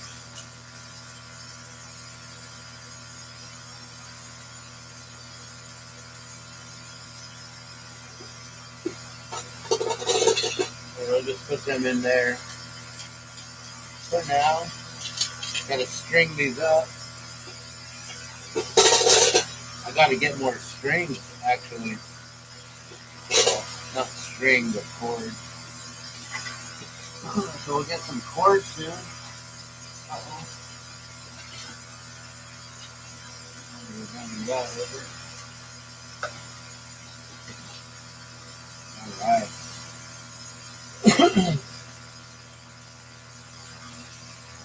Yeah, I might have found some wood for making my bridge, for my guitar bridge. I might use that little piece there, little scrap piece, but I have another piece that's even better I could use. I'm not really sure.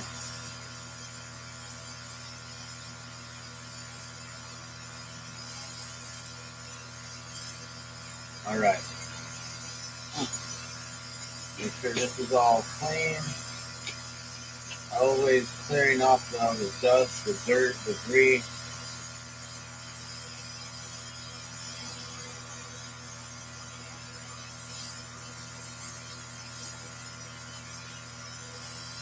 Yeah, do I have silver?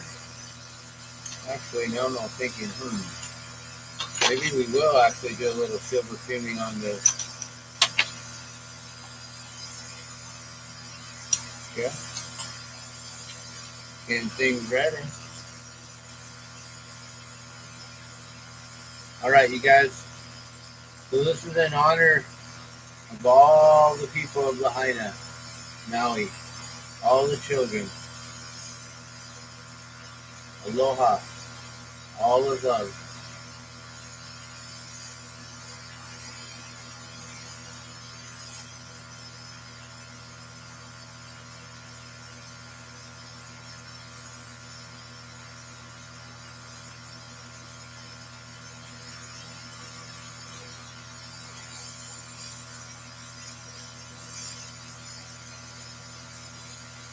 Yeah, and I know this takes some time, melting things down and getting it all prepared and ready. So I appreciate your patience.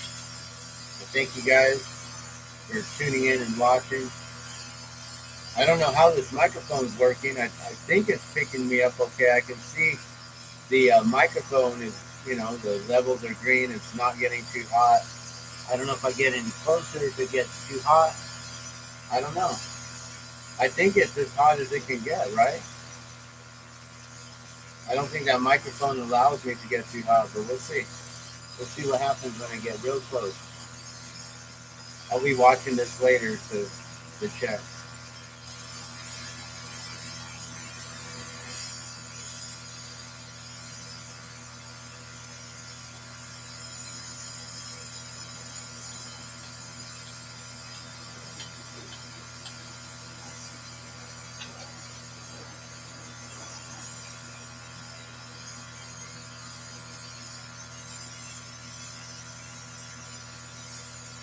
Yeah, we're going to crank up this oxy a little bit.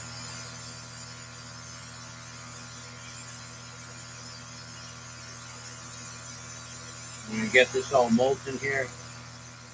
I really can't believe that no one's come in on YouTube. After 2 hours, not a single individual has actually come in. I don't know what happened. I've had live after live and many people coming in lately. And then now what happened? Something changed.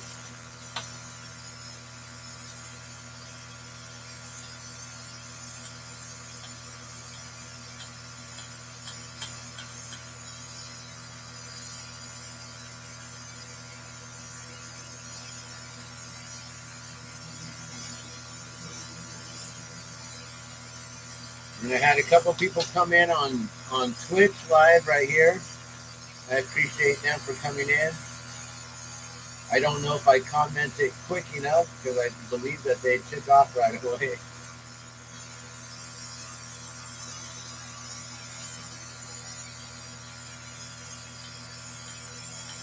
Maybe they weren't into watching hot air balloons being made. Like, oh, I thought he was going to make a pipe or something. There's a lot of glass blowers on Twitch. They make a lot of different things. A lot of them make pipes. You know, I make jewelry. I used to be a jeweler my whole life. From the time I can remember, when I was a little kid, making friendship bracelets and beading little strings of things and stuff, and um, learning how to do macrame and then doing Fimo and clay. You know, I've always been a jeweler. And then I got into making gold and silver, doing gold and silver smithing, working with expressions in gold and learning how to set stones, working with diamonds and sapphires and rubies, emeralds, pearls. Pearls, man, those things, you can burn a pearl if you're not careful. I learned that a couple times. Like, don't burn those. They cost money.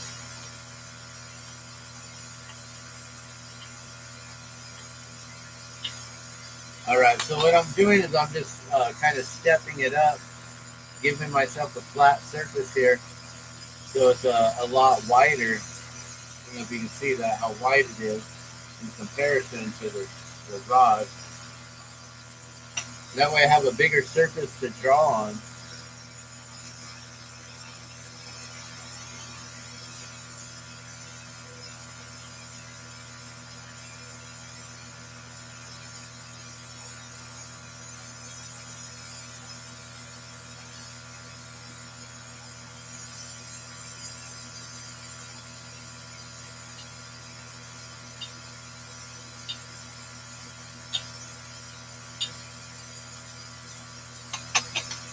All right, so now you can see there's that whole flat surface all the way through right there, and how it's tapered.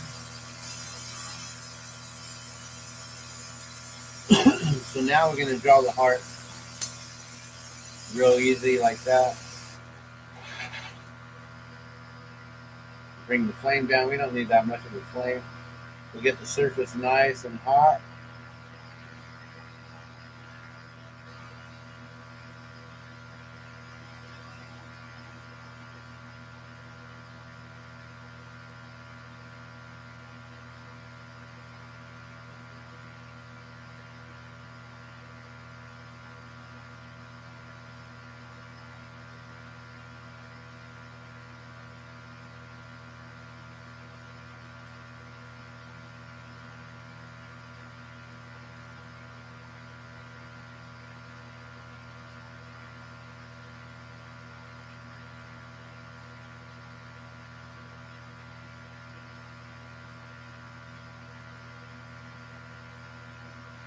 Alright, so now what I did is I drew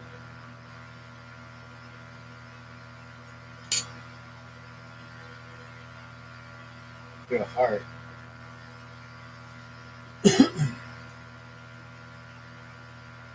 So now we're going to heat up this whole thing.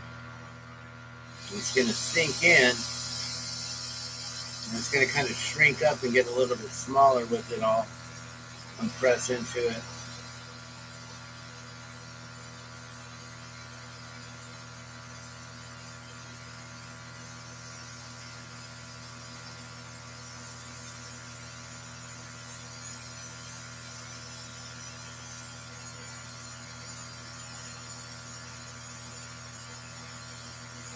And then that way it's going to kind of sink in and become a little bit three-dimensional within that solid glass there.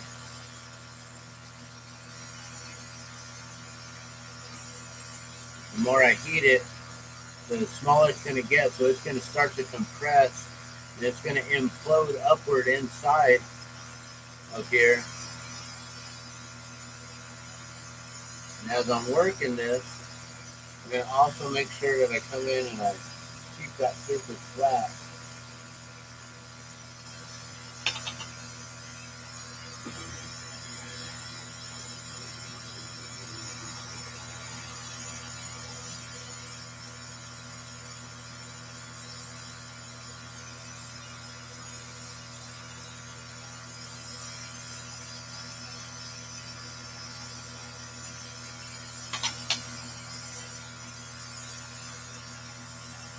I'm just going to flatten it and then keep on compressing it. The heart's going to get a little bit smaller and a little bit smaller.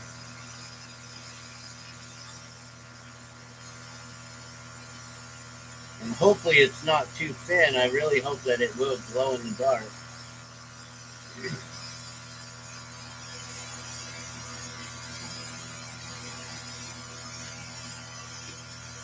I don't know if you've ever seen the fiber optics of the flame coming through, but it's really cool to be able to see how it just like lights up that whole thing and makes it look like that whole thing's on fire, right?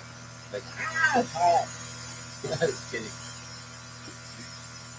But actually the heat does travel through to the end. It's really interesting how heat can travel through glass like this and through fiber optics. You can actually have heat transfer through fiber optics. I don't know why we don't utilize this technology. You know, you can have glass rods coming through your roof and allow for the sun to come in, and it would also create natural solar heat, radiant heat.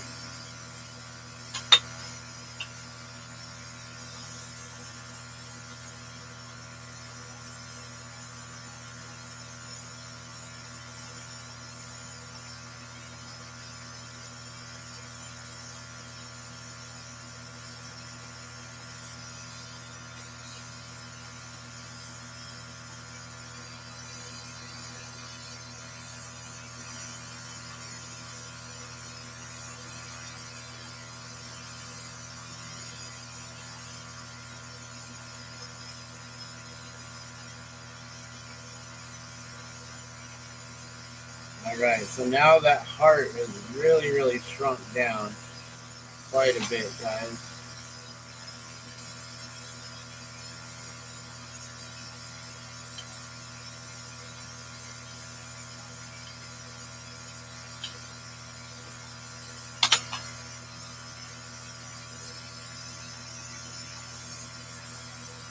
So I don't know if you remember it, but it came all the way out to the rim, and now it's shrunk in a little bit.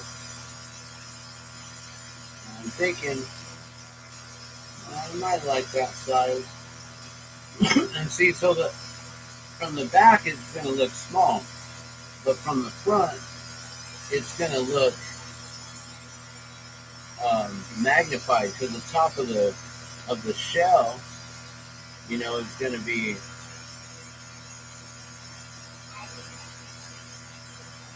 it'll magnify it, so it'll look a lot larger than what it really is from the top.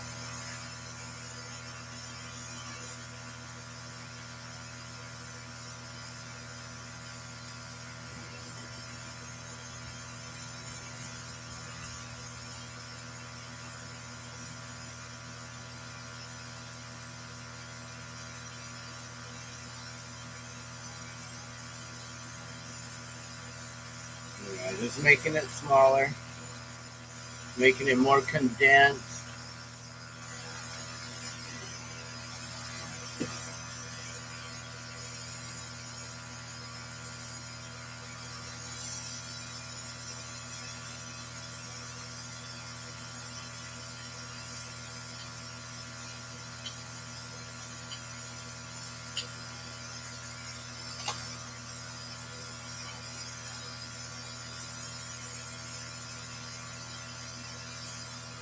All right.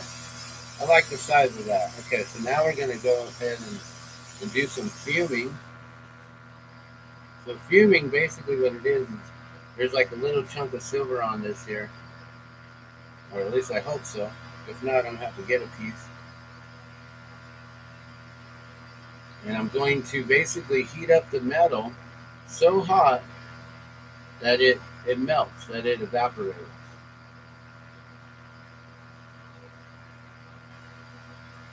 So that's why we're saying, you know, those cars in Lahaina, if those windshields melted that hot, like, man, that heat had to be super, super hot there. Nice. Okay.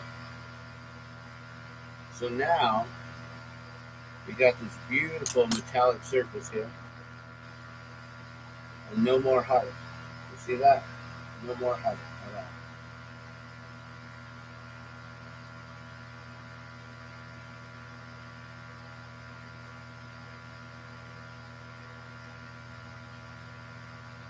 All right. So now we're going to heat that.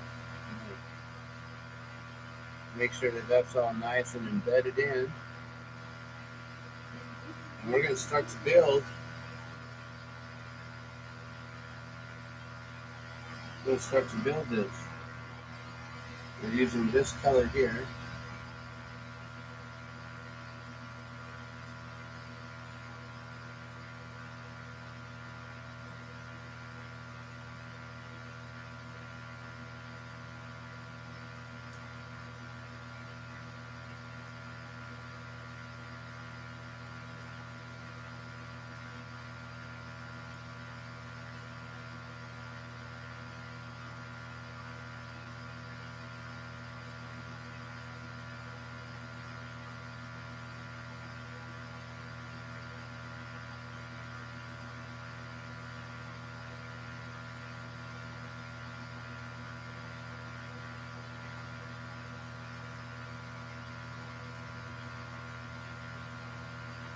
All right, so now it's just marking out little spots on where I'm going to lay everything out, the head, the tail, and the fins. This is going to be a sea turtle.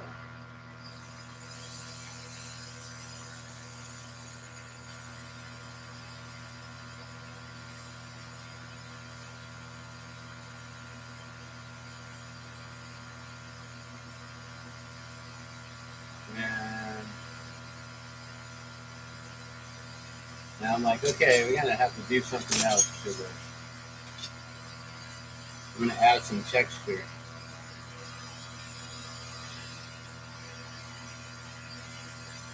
Sorry guys, this is about to get a little bit more complex than I was expecting.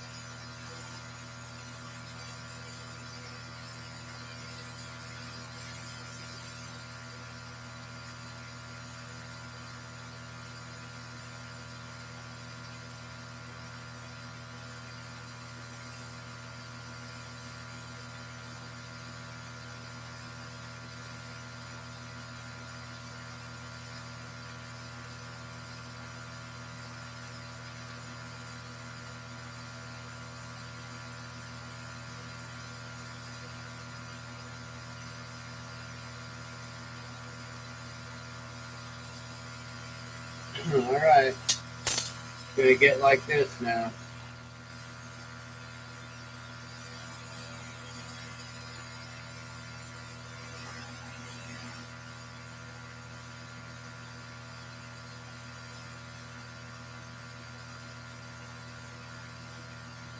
Now actually, before we do all that, we should probably pull it off this rod a little bit first.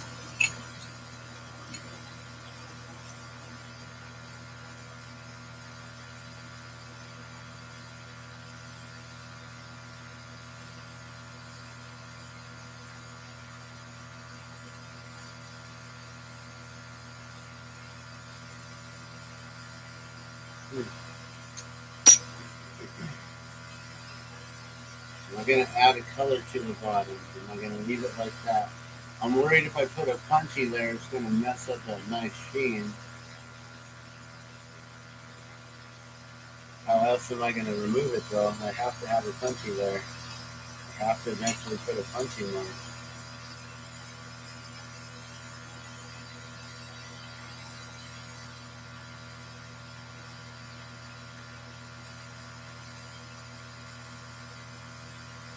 Cover the whole thing with clear. That's a lot of extra work though. Yeah, I'm just going to put a punchy. Like, man, all that time and effort, and then it's about to probably peel off right there.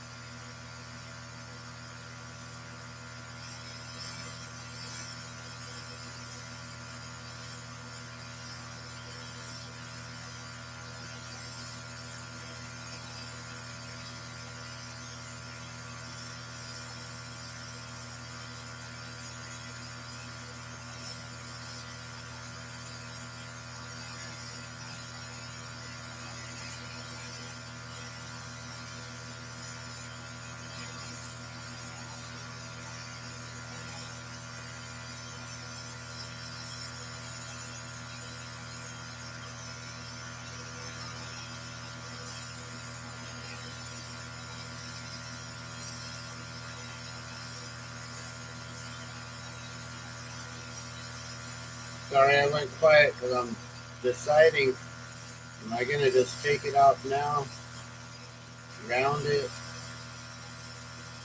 and get it ready?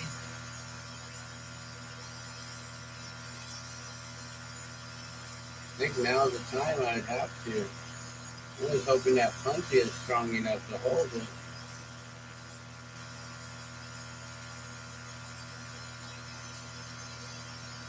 Okay, here we go. But I was real concerned about putting that punchy on that back. I didn't really attach it. I do love how that heart looks with that background behind it. That looks beautiful.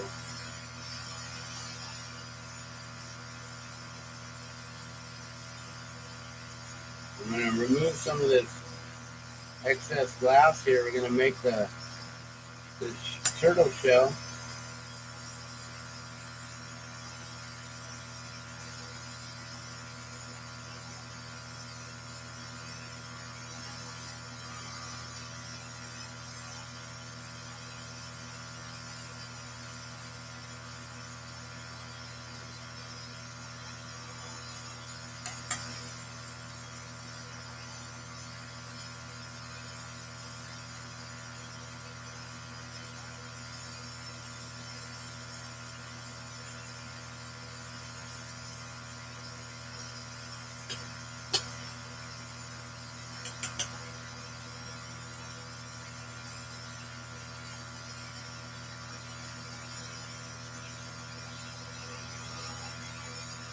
So now I just got to make sure I'm not too shaky so we don't accidentally fling this thing off the punchy here. Barely holding on until I can grab it another way.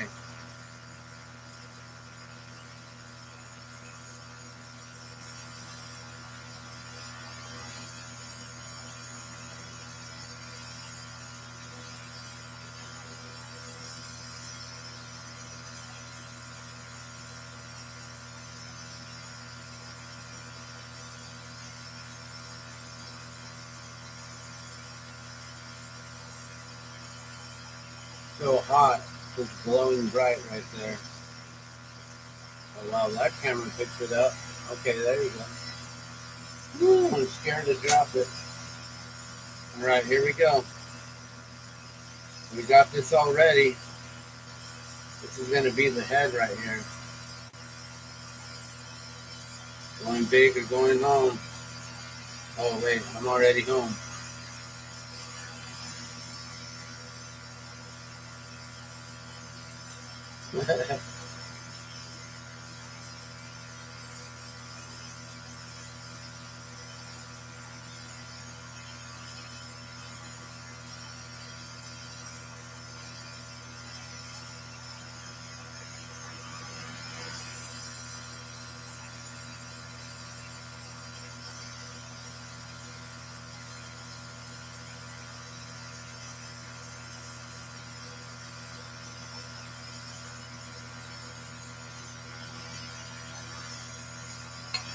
Woo! I just hit it. Oh my god.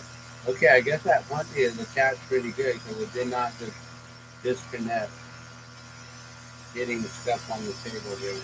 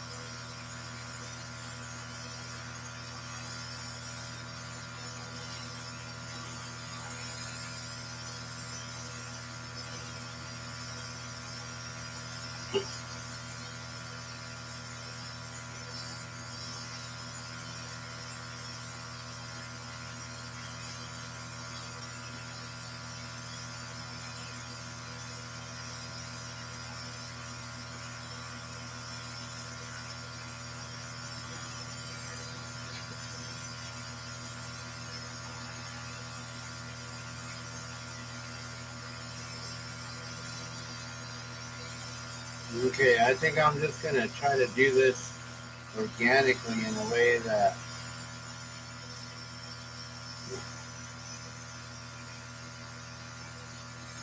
um, I don't want to put this down.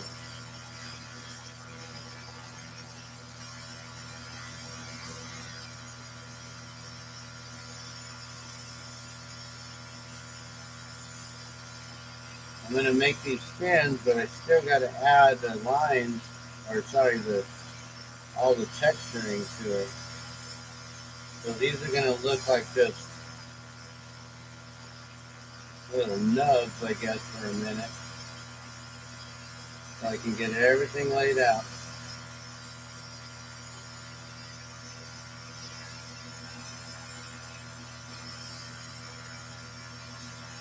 Keep everything nice and warm.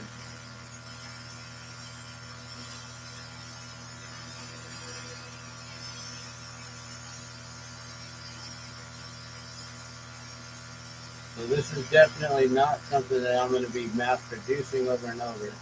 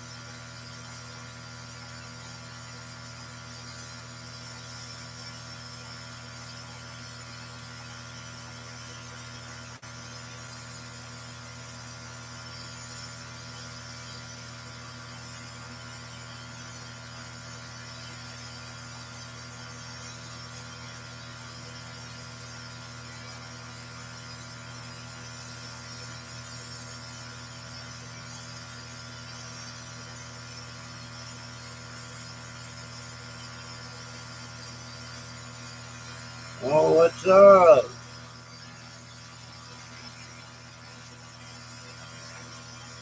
This is a turtle. I see someone came in.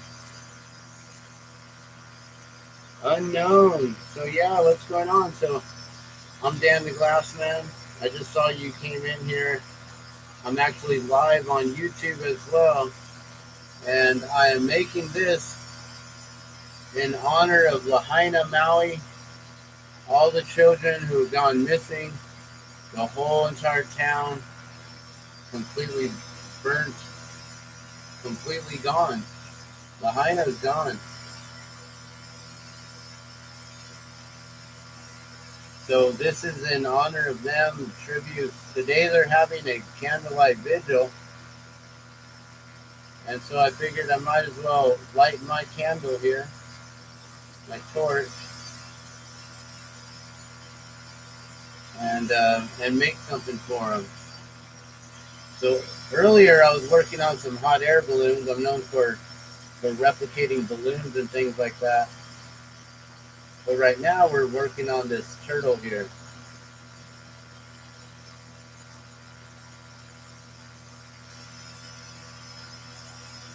I'm trying to just get all the spacing and everything just right. It's not done at all. I'm going to add some texture to it, like the head here. You see all the colors in there? We're going to do that now with all the fins.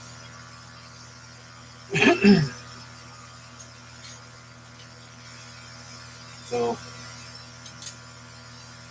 this is going to take a little bit of time, but not too long.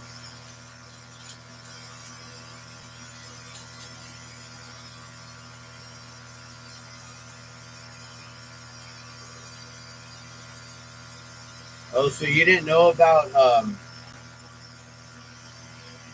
the candlelight vigil today? or about the fire itself. The fire burnt Lahaina. The whole entire town of Lahaina burned in Hawaii 3 weeks ago. And there's like a media blackout. And a lot of weird stuff is going on now down there.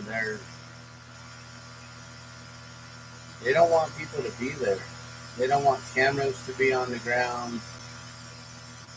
They don't. They don't want locals to be taking pictures. How can you tell people who are going to like Hawaii to Maui? You can't do any photos. Sorry guys, no pictures here.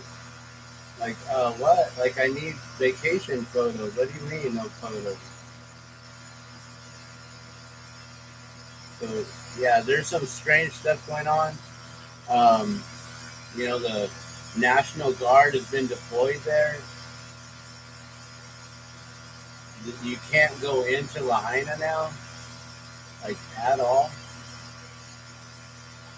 They got it completely blocked off and fenced off. They're saying that they basically burnt it down in order to take it over and do this, do a smart grid to build a smart city there. And yeah, a lot of people really don't know what's going on and what's been happening over there. And this is Maui, Hawaii, man. This is people go there all the time. My sister's actually on her way there next week. Apparently, they had plans to go visit, and then this happened, so they're trying to cancel. But I guess they couldn't cancel their flights or get any sort of a refund. So they're going to go out there and do what they can to help. I think they got some friends out there who may need some help, and yeah, it's horrific. It is really horrific what happened out there. If you haven't heard about it, I would suggest going to. You can go to my channel on the Glassman's World on YouTube. I got a bunch of live videos there. I've been going live about it, talking about it.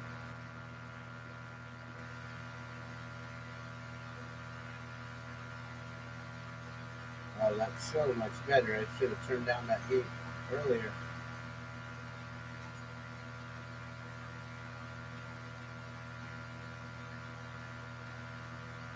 So we're just adding some texture right now as I'm working on this turtle here. Just a little tribute, just in honor of what happened to Maui and Hawaii, and being that today is the candlelight vigil. Uh, I guess they're praying in Maui, and probably I would guess like all the other islands.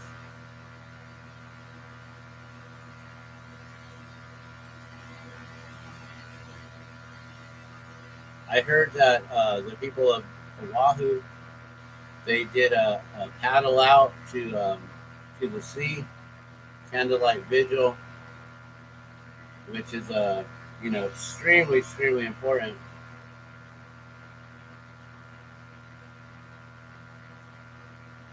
Like, I better not be out of. Oh man, don't tell me that we just ran out of.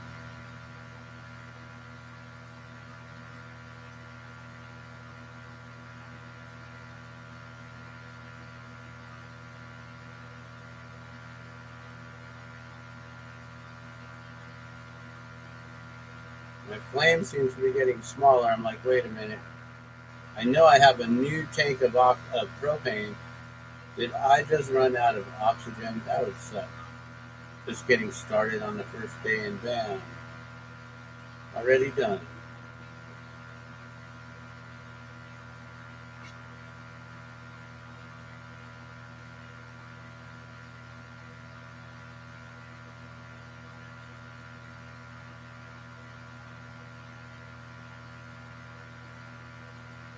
Okay, so now we'll go in and do some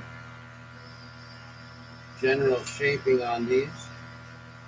So yeah, it's been crazy what's been going on out there. Censorship is first step of the government in such cases. I saw a few videos on Twitter. Yeah, it looked insane.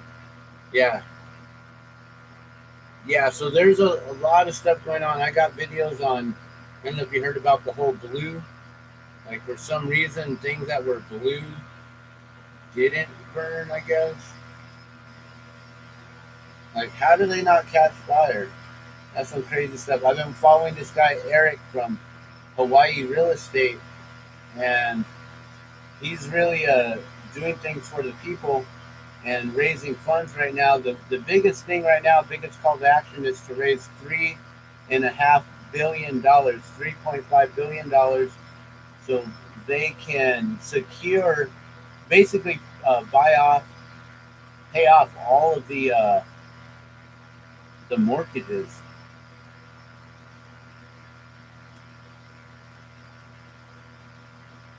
So that's what they're going to do, or that's what the plan is to pay off all the mortgages so they can hand the people the deeds so they don't lose their land. So he's really doing what he can for the people. And what's even amazing is in the last like 2 weeks or a week and a half of him starting the fundraiser for just helping individuals who are out there. You know, he's been putting up their own GoFundMe's and Venmos and whatever they have. But on the side, he's also been raising funds for the people, and he's uh, he has a goal of $808,000, and he's already over 600,000, like close to $6,500 already on his own that he's done. He's gonna see what he can do to get a lot of billionaires and a lot of people involved and behind this whole project on buy back Lahaina. And so $3.5 billion is what the number is that they figured out. He's a businessman, you know, he's a realtor. He's got accountants, and they basically crunch some numbers. They know how many people. I mean, he knows how many properties are there. He's a realtor, and so yeah, he's got some real numbers there on what can be done and how to make a difference and really how to save that land there. One other thing that people don't know about is the Jump JUMP Jump Smart Maui project. Look up Jump Smart Maui project, all capital JUMP, capital S, and then MART, and then capital M for Maui, and then capital P for project. Look into that, really see what is going on there, because that's what's really happening. It's the Jump Smart Maui project and that whole smart grid city that they're about to build there. The Jump Smart Maui project, smart grid city.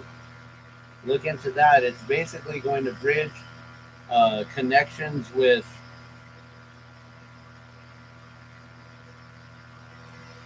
um,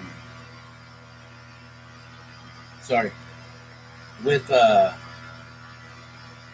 Japan and the U.S. Which I think I'm like, wait a minute, didn't Japan bomb Pearl Harbor? Why are we giving Japan any sort of connection or ties to Hawaii? Is this their way of? They're going to be like, oh no, this is. They want to build back. They want. This is how they're giving back. They want to build back Lahaina. You know, instead of, oh yeah, no, we wanted, this was the whole plan from the get go. It's so crazy what's going on in this world.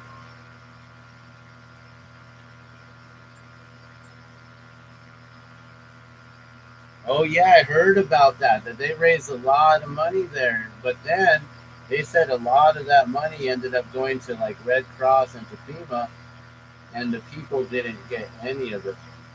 And so that's the one thing that Eric from the Maui, or sorry, from Hawaii Real Estate. There is another channel called Maui Real Estate, so you got to be careful.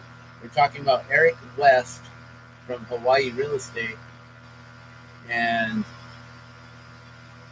he's been going on video giving people money, and he raised 25K for one female, Beth, who has 3 children and one on the way, and she's a single parent, single mother, and he raised 25K in one night. I haven't been following how much more she's raised on her own GoFundMe and everything, but just by putting her on his video, that's what he was able to accomplish for her and help her raise that money then. So I've been telling a lot of these other people who have videos on YouTube, these other survivors and people, and they're trying to go through like FEMA for $700. I'm like, yo, you need to go find Eric West from Hawaii Real Estate, and he'll help you out a lot quicker than FEMA and get you a lot more than what FEMA can. And he's trying to also buy back your guys' deeds to your property and pay off your mortgages and hand you guys back your deeds. This man is on the up and up. He is a godly man. He believes in aloha and the aloha spirit. He believes in giving back to the community. Before all of this, he was working with the food pantry there, the Maui food pantry, and he was basically telling people to give to the Maui food bank there and help out with the homeless. So he's already been doing this community work, and he just felt like, what it really is because of his position being a realtor, that gave him access into Lahaina when everyone else was unable to go in. That's the truth of the matter. He was able to get into places that others can't get into. It's as simple as that.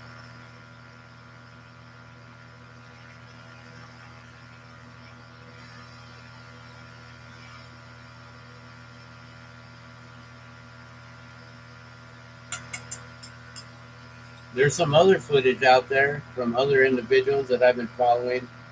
I have a playlist on YouTube called Maui Fires. I don't know if you have to look it up through the Glassman's World, but it probably is out there, just Maui Fires, and you should be able to just look it up and see that whole playlist. It's like 100 and over 150 now, I would assume.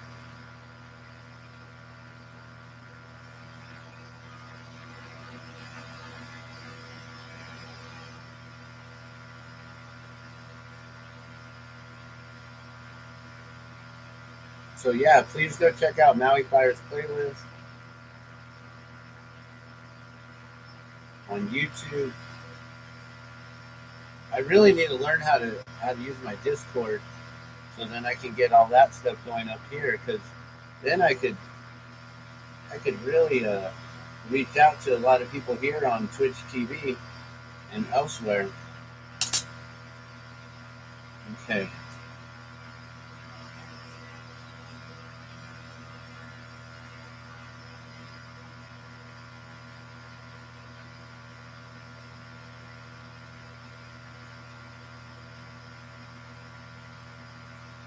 All right, I'm thinking we're just going to go white and blue for the eyes.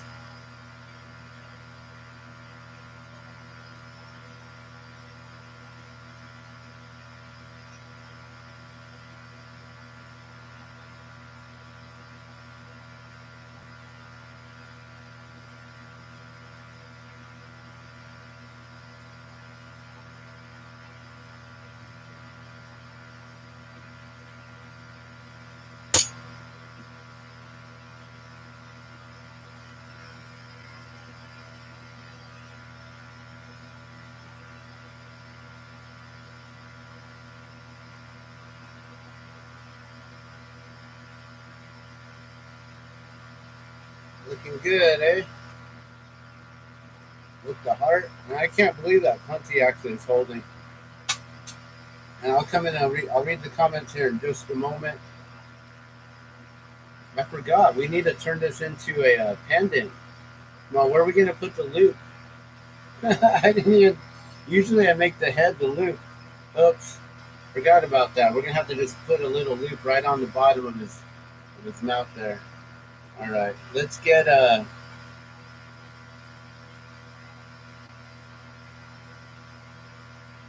should we go with the blue? Blue eyes?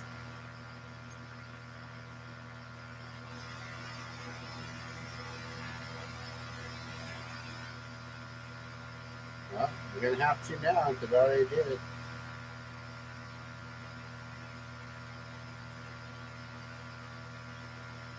So yeah, today if you could just remember to pray for Lahaina, pray for Maui, pray for the children that haven't been found yet. Um, there's things that I've been trying to point out. This is considered already the deadliest fire in U.S. history. How are they able to say that when they don't even have a death toll? They don't even know how many have perished. How can they even say that?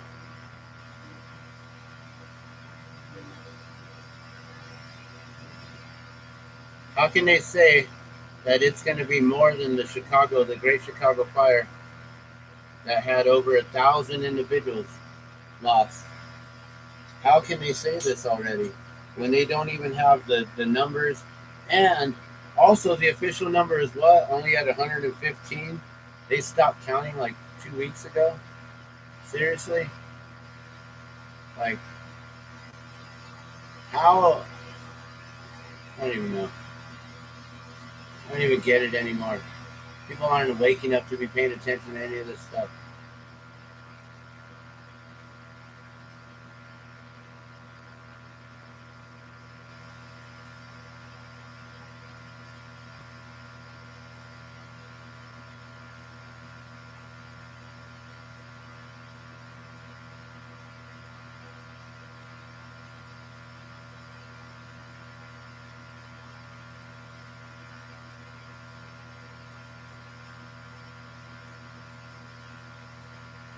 Okay.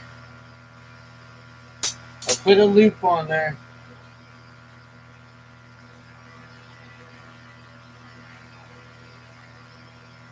So yeah, I don't know if anyone else is questioning that.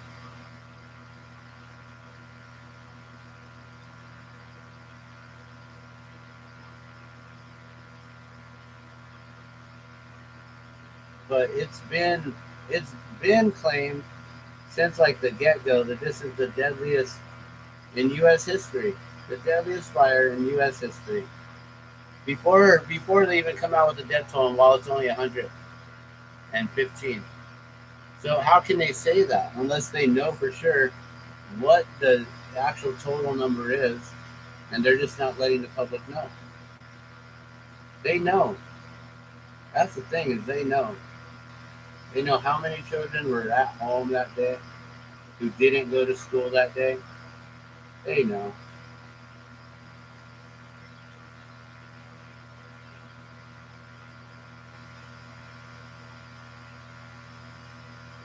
I'm gonna make some videos of like the officials over there, like the cops, all rerouting everyone into the fire, and we'll make some little shorts and we'll use that sound clip. All they're not gonna notice. They'll never notice. They're gonna know. They'll never know. Right? They're never gonna know. They'll know. They're never gonna know.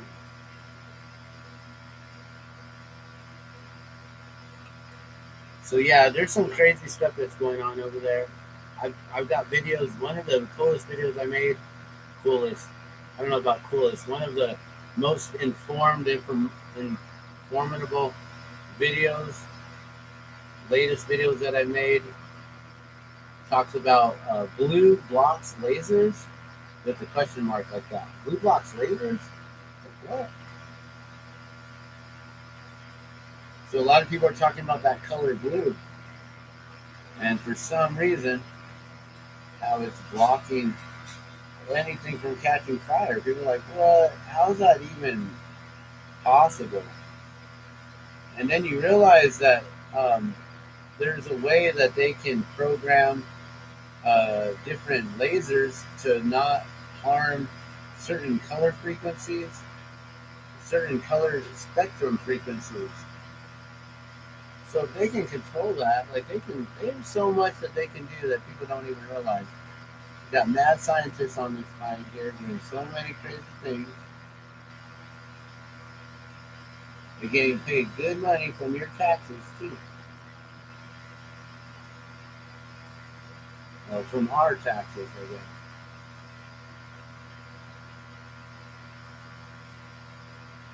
I'm really trying to keep this to where it's not so intrusive on the pendant here. I'm trying to lift the head up some. So then that loop kind of just flows real nice, and it's not gonna hurt anyone's chest or wherever they wear it.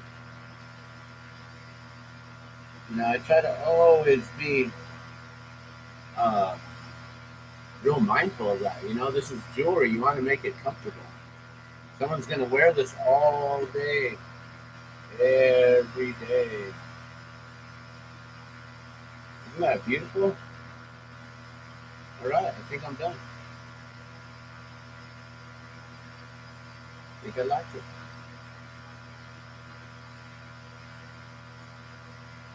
What y'all think? We're gonna pop this off. We're gonna put it in the kiln. I'm gonna try to heat up the color, all the tips and everything. We'll make sure that we get them all nice and annealed. Bring all the colors back out. Anything that's really clear. Oh, look at that! I didn't finish that one. Like, oh, there's a lot of clear on that one. Nice. Because I never finished pulling that one.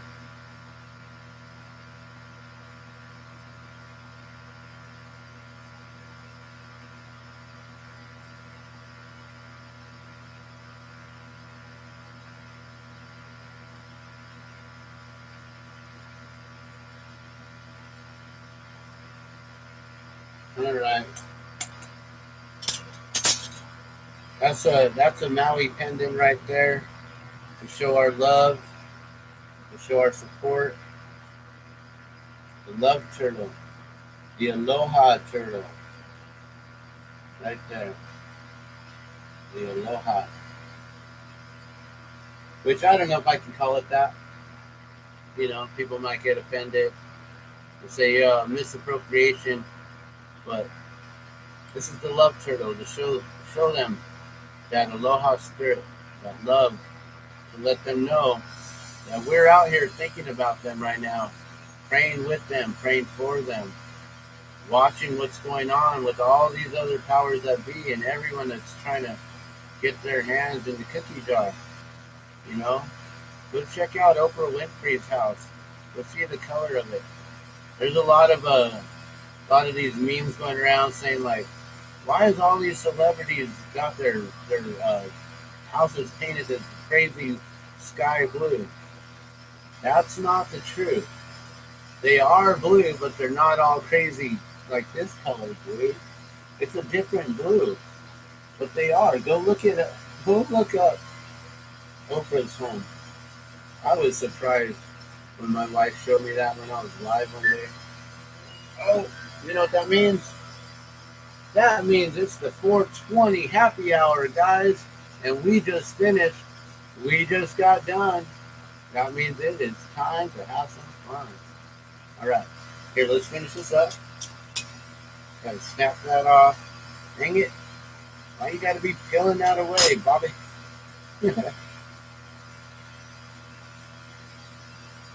Why you gotta do that? Now I gotta try to refilm it. Oh!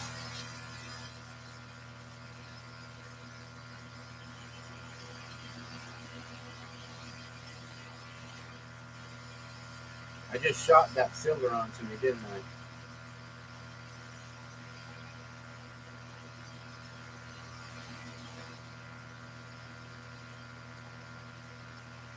I'm gonna try to cover it. I don't know if I can. I'm serious. Like, I just stuck that right to me, melt it right onto me.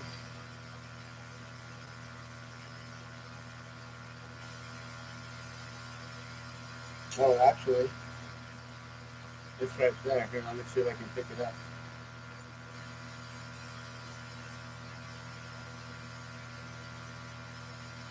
I'm trying to cover up. Oh, did I get it? Woo! Look at that. Let me see it. Pick this up. Maybe there's a little bit more silver on this one too.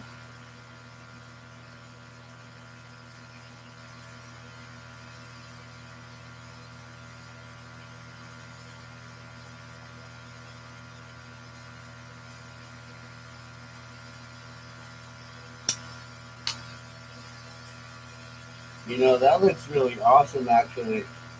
Fuming that whole bottom side. It's like, wow, let me just do that on purpose real quick.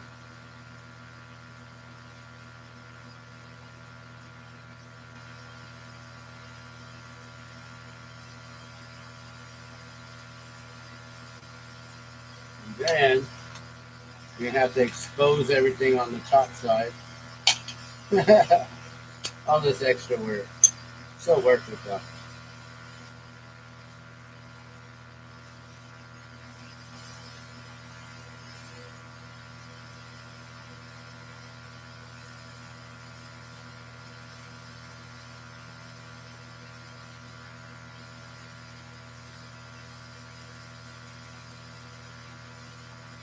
Alright. Now I'm done.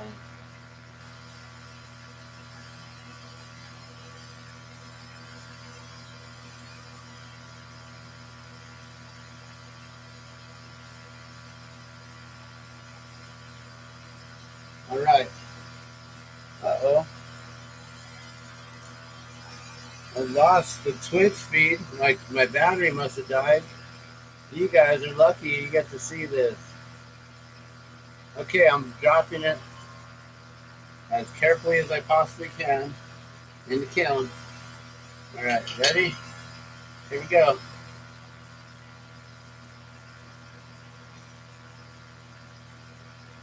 Woo, that's hot. Where we at?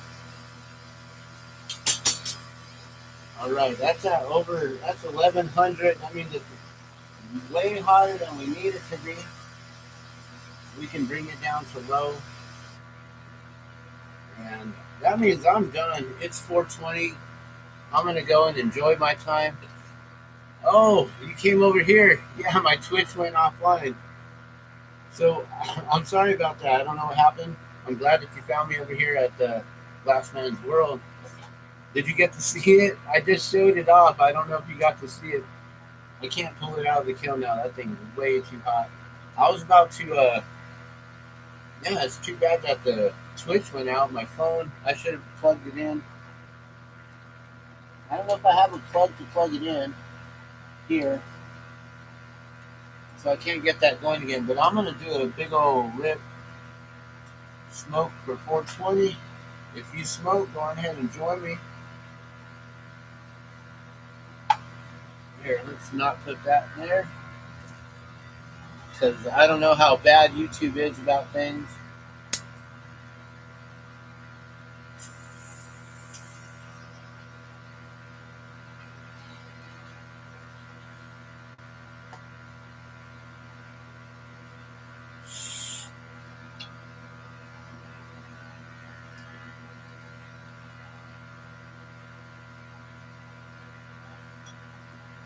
So yeah, oh cool. So you were just hanging out, working, lurking. I always I say yeah, I'm just lurking and working. Sometimes I'll be watching Twitch and I'll catch some a lot of other glass blowers. That's how I really check out. And And then, just individuals, just random people who just got some things going on their streams. I'm not a gamer, so I'm not too much into the games. I don't really know what's going on, like with all the like I don't even know what they're called. I'm like trying to think what is it called? Fortnite. I know my daughter plays Roblox. There's so many games, right? There's so many different things. I'm like, I don't follow any of that, but I don't know. You make clay sculptures, sweet. So do you also go live? Cool. I'm glad you got to see it as well. Thank you so much. So I'm Dan the Glass Man. I'm here in Albuquerque, New Mexico. I go live all the time on YouTube. So now that you're here, like I said, check out that on the live um, links, all the live videos there. I don't really upload a lot of videos to YouTube. I just do a lot of lives.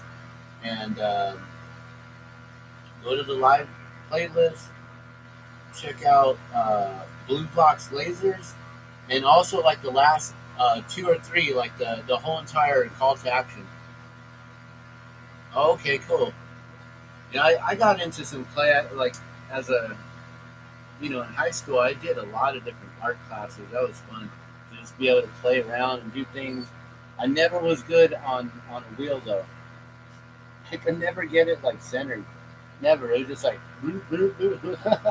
but I can center glass. Like maybe if I tried now.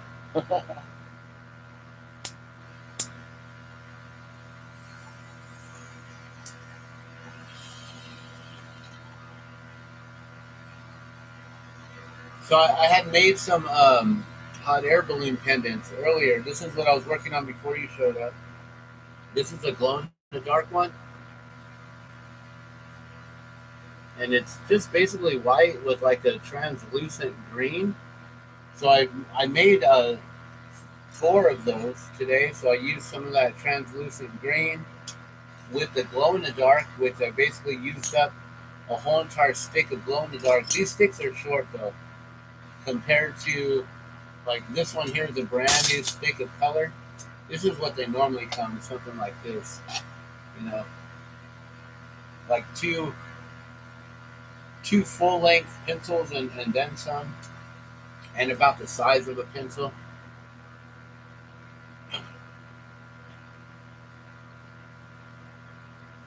Yeah, so I do on Facebook. I have a page called.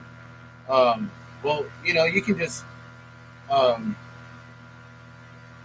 you can contact me through my email or on Facebook or here. I don't know how. I don't know if there's a way that we have like a chat here, but on Facebook there's a page I have called Glass Balloons, and I replicate balloons. See, check this out. This is a balloon card for the Albuquerque International Balloon Fiesta, right? This is coming up next year, and every year they come out with a whole new card. So this was last year's 50th Balloon Fiesta, and I did all the 50, or sorry, all 13 of the original hot air balloons from 1972. I just entered those into a ouch, that's hot, into the state fair. And then 2 weeks after the state fair, then we have the balloon fiesta. And so what I do is I take those balloon cards and then I replicate them. So that's a the best that I tried to do is a 50 with the zero's a little hot air balloon to try to match that there. I couldn't do the whole fiesta and all those little tiny things, but I did the best that I could. And so yeah, we have all these like trading cards, and I can go through all these different cards here, and then like see like which ones can I make. Oh, those are the minis. These are like RCs. These are really cool. They're little tiny ones. So yeah, so I can like try to make different balloons and I mean, I can't make like the square panels and make like squares and everything, but I can put the colors side by side next to each other to represent what that balloon like is really supposed to look like. And yeah, I do sell the glow in the dark ones that I just made today. These are $20 plus shipping, and so probably like 25, 27 bucks. And then I also, if you want to get more than one in that box, it'll just be like probably $7 for the whole entire shipping. I can add more than just one at that point, and I do specials. Buy two get one free. So then you can get like three of them for $40 instead of 60. Oh man! So um, make sure that you subscribe to my channel because in 4 weeks, at the beginning of next month, basically in a month, I crew for Rick Jones. Let me see if I can find our balloon real quick. Let me take one more rip here. Where are you at? Which country are you from? Where are you watching from?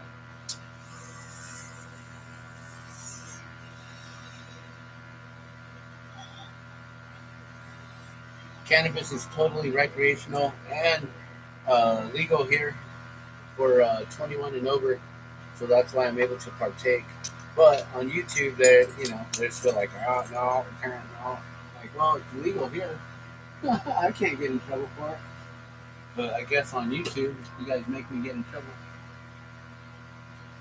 Let me see if I can find our balloon card. There's something. Come on, you gotta have something. I thought I saw a patch. Something about it. Didn't I just see that? Basically.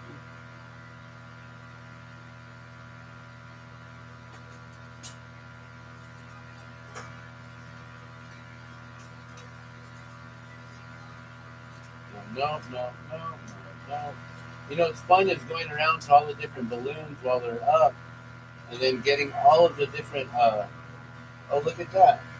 These are important. Here, this is a cool one.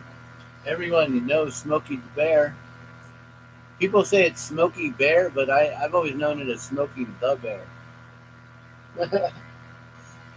But these are important. Important individuals right there. I got to get a hold of them so I can call them and be like, hey, let's get my balloons into your guys' spot. I don't know if I have time to make enough balloons, though, in the next month. We'll see. I don't see our balloon. I wish I could find our balloon.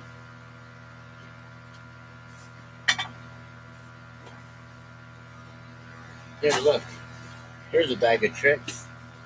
This is all of my balloon fiesta memorabilia from last year. So this is here. Check this out. This is the uh, right here. I don't know if you can see that. And I can't really see over the paper there. All those balloons right there. Those are the 13 original balloons from 1972 that I replicated in glass. And so yeah, I sent it in with this pin. So that pin is sitting right next to all my balloons, and it's at the fair, at the state fair. It's sitting right now. This is this year's sticker. I already got one from last year, a view from above, 2023. So that's the cool thing is by crewing and working with with the balloon fiesta and stuff. Ooh, 50th anniversary. I should probably use that one for my case. But yeah, the balloon fiesta is really, really awesome. But let me see if I can find our actual balloon. Check this out. This is something. If you go and watch the balloon fiesta from last year, from the 50th anniversary, there's a statue of the main guy that started it, and it's a bronze statue, which you would probably be into. Life-size version of a gondola. Him sitting on the edge of the gondola, waving to everyone. His name is Sid Cutter, and he's the reason for the 50th anniversary balloon. And this shirt was actually put on him last year on the statue. This shirt. So I don't know how many people got to see this shirt from the 50th anniversary. They cut it so they could put it over him, over his statue head, like this, right? So then they could put it over it. Like I've never put this on actually. Holy shit, that's the first time I ever put it on. And then so you could see this, and I'm like, man, where do you get that shirt? Like I was thinking it was a shirt with the front image right there, and I didn't realize that that was actually the back of the 50th anniversary shirt. And so somehow I was at the right place at the right time. They were gonna toss this. I'm like, that's a souvenir. Y'all crazy. Oh, you're from India. Hare Krishna. Yeah, so you guys are into the bang? I don't know if you guys do bang. Hare Krishna. Hare Bo. Yeah, check this out. I don't know how long this will last, but they make these kind of crazy things. It's a cookie. It's an almond cookie. And look, if you guys want, check that out. You might be able to get some business from me. Tell them the glass man sent you from the glass balloons. You're like, oh, damn, perfect. Perfect. I'm going to have to bust this out, actually. Glad I found this. Okay. So this is our balloon right here. And this is a special shirt. This is my crew shirt right here. These bears are on top of the balloon. You can't see it when it's inflated, but right on top there's a crown, and the polar bears are right there. So when the balloon is deflated and it's like laying flat on the ground, and then it starts to fill up, then this part in the front. Well, if you're on the top of the balloon as it's like lifting up and it fills up, then it'll boom lift up like that and stand. You can see those, and we have it positioned to where they're always upright. So they look like this. You got the mama and the baby, and it's called polar dawn, polar bears, right? And two bears. He's got something with the bears. He had another one called missing bear. Now that balloon's missing completely, and yeah. So cool. So you're watching from India. That's beautiful. I do actually practice a little. I do my best to be a devotee to Krishna, although I'm very relaxed in many ways. And yeah, it's something that I learned. Gosh, probably around 2014, and my life got taken over by Krishna from that point. And so yeah, so now I live with Krishna and Vishnu in my heart, and I share um, Krishna consciousness, Christ consciousness, Krishna consciousness, all being one and the same. So when I think of Jesus Christ, I think of Jesus Krishna. Haribol. So yeah, this is what I do. I'm glad that you came through and watched. I'm all about the water. Water is life. Every drop counts. I'm known for making these clear water drops, and I've gifted out 3,800. Sorry. Is it? Yeah, 3,804 is where we're at now. 3,804 that I've gifted so far. I've also made a lot, and I've sold them at $10 each to help raise funds. It's just a simple piece of clear glass, but I sell them for 10 or 3 for 20. And yeah, that exact shirt. Isn't that? They were going to throw it away. This one, if you go to any Balloon Fiesta video, well, no, I can't say that.